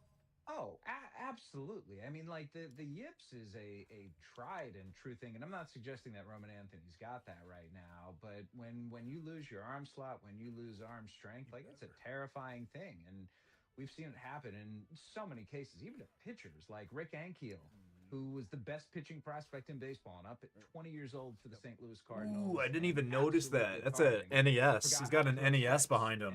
And it looked like it was going to kill his career. And then he came back as a power-hitting outfielder. And so he was not – it wasn't quite Ohtani, but it was a fascinating story. And just seeing such a great athlete like him be able to do that, I have plenty of faith that Roman Anthony is going to be just fine long-term. I'd be more concerned at this point about the bat, because that's what they need from him. They need offense from Roman Anthony. 21-year-old DH. Well, put him in the 3-hole. What's the guy doing leading off? Jeez Louise, man. Connor, I love this so much. It took you 11 games to turn into the angriest baseball fan, and it's perfect for you. You're absolutely perfect for the role. Yeah, I agree. Fucking agreed. I don't want the Red Sox Fucking to lose necessarily, but I do like this version of Connor quite a bit. I mean, it better not last yet. I'm just telling you right now. I don't know. Better not last. Especially in New England. We're talking about a Boston Bruins team who's about to go on a run. We're talking about the freaking New England Patriots who just went to the Super Bowl. We're talking about the Boston Celtics who are favorites to go to the NBA Finals from these. I ain't going to latch my wagon to a 3-8 baseball team for an entire year. I'm just not going to do it. Oh, they're on a shot clock right now, you'd say. I mean, they're on the watch shot clock till the end of April. As soon as we get to the end of April and they still stink, I'm switching to radio. What's that? I'm switching to radio, and I'm only listening to the games.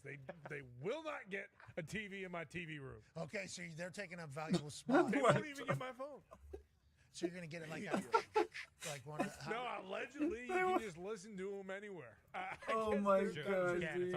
That's just out there. That's fucking. That's the funniest thing I've ever heard from a diehard sports fan. They don't get my TV. I'll listen to them on the radio, but they don't get my TV. That's fucking crazy. And the Yankees aren't good at all right now, right? On the contrary, you heard Jeff say. A lot of people that's think funny. It's kind of just the Yankees and the Dodgers and everybody else. Last night was maybe, and this is. They don't get my TV. It was maybe the best Yankees win since they last won the World Series. What? Oh man. Yeah, exactly. It's just a game they don't win. They look like shite all night long, and then our sweet, sweet Prince Ahmed Rosario. Yo, when was that? 3-run homer in the bottom of the 8th inning. When Bednar comes in, shuts the door. You just end up. When did the Yankees win that? A When lot the of fuck times was that? They quit in the 4th inning of that game. That was a while ago, right? They didn't do that last night. So Not this team. It's unbelievable. So no, to answer your question, the Yankees are hard in a pistol right now. So feeling pretty good about the Yanks. And the Red Sox are the complete opposite. Exactly. Toxic Table is a nice little depiction of baseball. Yeah, that doesn't help. When was that? I remember that, I think. Oh, you'll figure it out. Don't worry. Oh, by the way. So I want to say that, funny enough, I think that was the year that Monica first visited here. I want to say that might have been like 2017 or some shit. A lot of stuff is going wrong. I'm going to need to hit a home run here from Roman Anthony, or things are going to get really tested. Well, Connor is a 19-year-old who's just come in and been a darling. This guy's all over the place. He's got range. He's huge. He's 19. He can't hit so fast. Can't hit. But we're not talking what do you about mean that. We're only talking What are you talking about? He's aiming. Hard to believe that was fucking 9 years ago. Last night. So yeah, that would have been like. Still under 200. Okay? That would have been like October 2017. Fuck, I'm gonna look it up. Who? No K in it. Won There's no K in Connor. MLB in 2017? That's on ball. If it says the Yankees, I'm gonna shit a Those brick. cones have been stolen from a traffic and Okay, construction oh, it was area the in Astros. Pittsburgh, I think Penn daughter. Oh right, it was the Stros who fucking. That was their season that everyone said they cheated. That's why it's memorable to me. That's mine. They're actually seeing it. This one has a tag on it. Like, it's only a matter of time before. They're gonna have. That's construction why. companies lined up outside the stadium like ICE agents. That's my code. And that's when George Springer, and George Springer played for the Astros at that time. And George Springer now plays for the Toronto Blue Jays. Interesting. Hoist cone, baby. Very interesting. Oh, leadoff double for the Brewers. Sources I'm done with this team, man. I wish I watched more. I just don't. Sources tell Jeff Passan available tomorrow. I'm like a Congratulations on the new show. I'm like a decently big sports guy. I just don't. I don't watch enough Appreciate though. you having me, and we'll be on ESPN News at 6 o'clock tomorrow. The full episode will be on YouTube next week on April 14th, and on all of the finest podcast platforms in the ESPN app. So please go watch, listen, subscribe, and it's gonna be fun. You're saving the business, Jeff. Saving the business. Talk about the Marlins on there. What's that? Talk about the Marlins. Maybe they should let their aces. About the Marlins. Are the Marlins good? I mean, they're all right. We got Darius, they pulled Sandy last night. Why the hell they pulled Sandy, Jet? That's a good question. Sandy's looking pretty good though, isn't he? Yeah. Oh, I forgot the luck pot. Their whole pitching staff's been awesome right now. And you know what's interesting about them? They're calling pitches from the dugout. Their catcher's not putting down signs. Their catcher doesn't have a pitch. Got to hold count. these guys' They hands, have a unfortunately. coach relaying to the pitcher what pitches to throw, and they've been one of the best pitching staffs in baseball this year. Is that D-Row? Okay, so it's working. No, definitely not. Mad Dog was pretty upset about that this morning. Wait, is the pitcher wearing an earpiece then, and not the catcher? Or I think the catcher. Correct. Pitcher's got the earpiece in his hat. Okay. So then the catcher doesn't know what's coming? I saw him looking at a wristband. Catcher has an earpiece too, just doesn't have control over it. Normally it's inverted? Normally it's just the catcher calling the pitches going straight to the pitcher. But the idea is if a catcher can be freed up from pitch calling, from the scouting reports, from all the things that he needs to do. Yeah. He can focus on other The elements. outfield. And He can actually you know, focus on the suddenly outfield you have, like, versus your game theory yeah. guys who are scripting out pitches and what they're going to look like, Yeah. and they are able to optimize that from the bench perhaps better in real time than the catcher, theoretically. Some catchers think that's a bunch of garbage and want to keep calling the pitches themselves. Our catcher's raking. He does have 3 home runs, I believe, on the year. So you don't have to think. Yeah, we're innovative down there. The Marlins? Yeah. Certainly are. You felt the vibe down there. I had visions of a championship team after that. Yeah, it's a great ballpark. You got to experience what Marlins probably do a lot. Punch. It's an interesting theory. Yeah, keep the. It's actually the opposite. They're Keep keep the fucking catcher at least in tune with what's happening. I said the outfield, but keep the pitcher in tune with what's happening in the infield versus trying to just fucking concoct the pitch that the pitcher wants. Instead, yeah, just let the pitcher decide with somebody like a manager or whatever in his ear, and then the catcher at least hears what pitch is coming, so he knows how to catch it, but can still pay attention to everybody in the infield fucking moving and shit. Oh, okay. Well, the Rockies fucking stink, and they have for a long time. So, yeah. Jeez, Rockies just get brought into Actually, this and I fuck with that. They've had a pretty good start. I will It's a good say. theory. Okay, so they don't stink this year. Is anybody having success with the dugout to the pitcher? Yeah, I mean, the Marlins ERA since they started it has been a point plus better. Like, they've been very good. And also the Mets are doing it a little bit too. So this is, I think this is going to be within the next 5 years, 75% of teams are going to be. Oh, wow. Wait, I don't even remember picking up that Hopewort potion, but okay. It's exactly right. Did I? Okay, maybe I find my way into being a pitch coordinator. Yeah, interesting I clips. cannot wait until we're doing this number in the dugout. We got an entire thing. Hey, why don't you go ahead and fucking knuckle this thing right here? Drop him to his knees. Remember, we're trying to drop him to his knees right here. Okay, there it is. Can't leave that hanging like that. You cannot leave that hanging like that. Okay, please. All right, let's back him off the plate a little bit. Looks like he's a little bit too comfortable. You can't hit him, asshole. I tell you to drill him in the head. I like that. Anything added bonus for me as a non-baseball traditional purist, I like it. I assume you're baseball. I'm gonna watch that back. But hey, baseball. I forgot I can watch it back on the YouTube stream. Except for the Boston Red I'm Sox. legit gonna watch that back really quick. Cause what the fuck? With your podcast. Thank you. Oh no, wait! I can see it live. My stream is like a minute delayed right now. I'm about to watch it live. Ladies and gentlemen, we have a new segment. AJ, you're gonna love this one. Yes. Okay, I can't wait. Hey, I've heard a little bit about it. Let's see what's going on. Okay, so I like that you've heard a little bit about it. You've been teased a little bit about what's going on. This morning in the Thunderdome, we tasked ourselves with covering the I thought I got a drop. I thought I got another Hopewort pot drop right when I hit 200 KP. So we started accruing data and statistics. I don't remember from grabbing it ESPN though. Research from Hembo, from tweets online, and basically everybody was laying out a bunch of reasons and who should win and who has won. So we thought to ourselves, how can we see the group of people that could potentially win and then whittle them away? Ladies and gentlemen, welcome to Masters Champion Guess Who? Okay. Obviously, the game Guess Who back in the day, and I assume it would still be absolutely fantastic if we were to play, was where you were trying to guess which person the other person picked. Does it have a mustache? Is And that you say, no mustache. And you go, knock down everybody that had a mustache. He wearing glasses. Not wearing glasses. Everybody with glasses. So we went through a bunch of stats that would kind of knock everybody out and get to a point where we have a board and then a cluster of who we think the history of the stats of the Masters are telling us could be the champion. Are you ready to guess who? Yeah, very excited. Are you ready to guess who? This may be the most excited I've ever been for a Hell yeah. Okay, so let's start with the entire field that we need on the board. Each of the last 4 Masters champions and 5 of the last 6 won at least one tournament in the 4-month lead up to the Masters. Who qualifies to be on our Guess Who board? Well, boom. Here it is. Okay?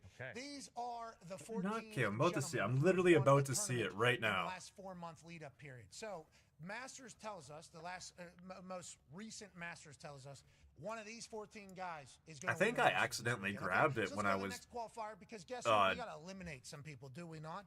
Let's go with the KP Botany. average age of the last 5 winners is 28.8, which is the lowest in a 5-year span by the Masters champion since 1981 to About to find out. 1985. It's a young man's game. So who is near the age of 29? We got rid of the outliers. Super young, super old. Around the age of 28, 29, you can stay. Who's that eliminate? Okay. Ooh. Just eliminated 5 guys. Now we're down to 9. Obviously, Gotterup, Scheffler, Morikawa, Jacob Bridgman, Nicholas Echevarrias, Cam Young with an incredible beard, Matt Wait. What happened Fitzpatrick, so Bryson fast? DeChambeau, Did I? And John Rahm hanging on down there. Okay, so these are the men who are still around after we get rid of some of the qualifiers. Now, since the official happened World so Golf fast. Ranking was established in 1986, Did I get 34 of 40 Masters winners in that span were ranked inside the top 30, including the last Dude, I'm on autopilot here, bro. I clicked so fast I couldn't even see it in a real-time replay. Okay. See you later, Kai. The Italian. Echevarria is gone. Now we're down to Yeah, there's a Hopeport drop, Hopeport pot drop. the next qualifier. Does it drop and then I pick it up and then I? 19 historical trends from No fucking way! I just watched it happen. I accidentally clicked it as I went to KP. 14 of 19 have won. I just didn't even notice I picked it up in the same click that I went to KP. That's fucking nasty, dude. God, I'm good. Fuck me, I'm good. Damn. What the fuck? It happened so quick, I didn't even notice that I picked up the Hopeport pot, dude. That's legit. Damn, I'm good. After you add all the stats, the age, the knowledge, the known. I did that on autopilot. Like, I was just on autopilot. We do not have another one that can go ahead and tell you exactly who it is. But stats tell us, and trends tell us, and the Masters itself is telling us, one of these 6 will Might not be a 14%. Well, dude, these are 12%. I'm actually getting 12%. These are motherfucking 12% Hopeports, man. I'll take this all day. And this is on Hellfire. I only have level 2 Milestone Alchemy. Reading all of this stuff and going over it, it does it does make you think. Fucking take this all day. When it comes to it, I can't wait to see Monday morning when we come back and we can replay this clip and say, and one of these 6 guys does win the tournament. That's gonna be a pretty cool little clip that I guess Talk can put together and say, hey, you guys pretty much predicted the future. Yeah, on that note, great work with the graphics, D-Bone. Yep. And Zito making it come alive. Bruce Brown accruing all the stats. Hembo helped us out. Obviously, Close helps us out. But it felt like everybody was like projecting, hey, this is who's going to win. Yep. This type of person. This type of person's going to win. This type of person's going to win. Stats say this type of person's going to win. Felt obvious for us to do a guess who. Yeah, that silver KP was... Very pumped. Dude, I've watched that back like 4 different times, and every time I watch it back, I see it differently. So I'm like, what the fuck? Because they're in the top 30, they win tournaments. All these guys are in the top 10 of odds this weekend. So wouldn't be a surprise, but because like I know I clicked silver. Down to those guys to see who it could be. It's just weird how I drag. It's like I drag clicked it. So like I clicked, and I went over, and then I dragged back, and I was like, what the fuck? That was the best thing we've ever done. I think so. I think we put some real thought in it. Yeah, great. You know, it's had some real, no flawed. Yeah, that was a weird as. So nobody like sneaks out. Nobody. What they're saying, the trend shows that people aren't just coming out of nowhere. It was a good clip though. I'm glad you clipped that. As soon as it happened, I mean, I was obviously drunk, but I was like, yo, that needs to get clipped. I was like, that was weird as fuck. The stats and analytics tell us, but hell.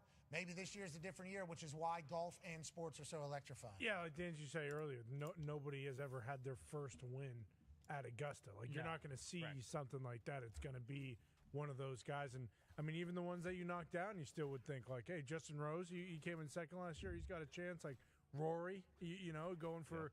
Even what I just did was gnarly. I picked up that Hopeport pop. The KP screen popped up. And as the KP screen popped up, I also popped my Hope Forest potion with the hotkey. So like I did 3. Oh, that was gnarly. We should let everyone know who's that was a beautiful sequence. One guy up there who is. And I just did it on autopilot. The last time he played, he withdrew. He is playing this week. He's on the course. He's practicing. He did a practice round with I think it was Scotty and a couple other guys. He only hit driver once, I think, in that practice round. So if you were looking to maybe not roll the dice on someone, won't be on my team. Yeah. It'll be more calm. But as I say that, he's probably going to go out and win tournaments. There's a chance because he's great with his irons, right? Which they're saying is going to be a big deal. It's going to be dry allegedly, so the ball's going to be long, so close to the greens. How are you going to be able to operate? If you got good hands, probably going to win. But it's the Masters. It could be anybody's game, AJ Hawk. Yeah, I can't wait. Honestly, yo, this third cup of coffee is actually doing its job. The first 2 cups of coffee were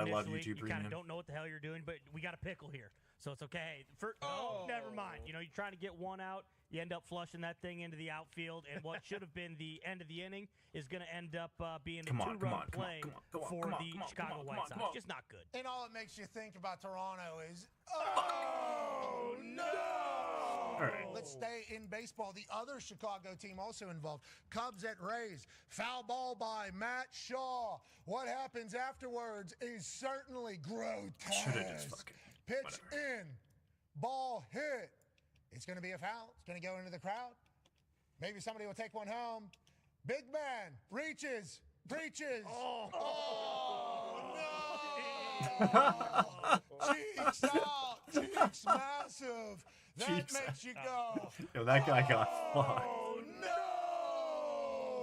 Let's go to Boston. Obviously, it's been a topic of conversation as the oh no train continues. Guy Brewers got get a nice smack into left field. Roman Anthony, young stud. Oh, no! Oh, that was awful.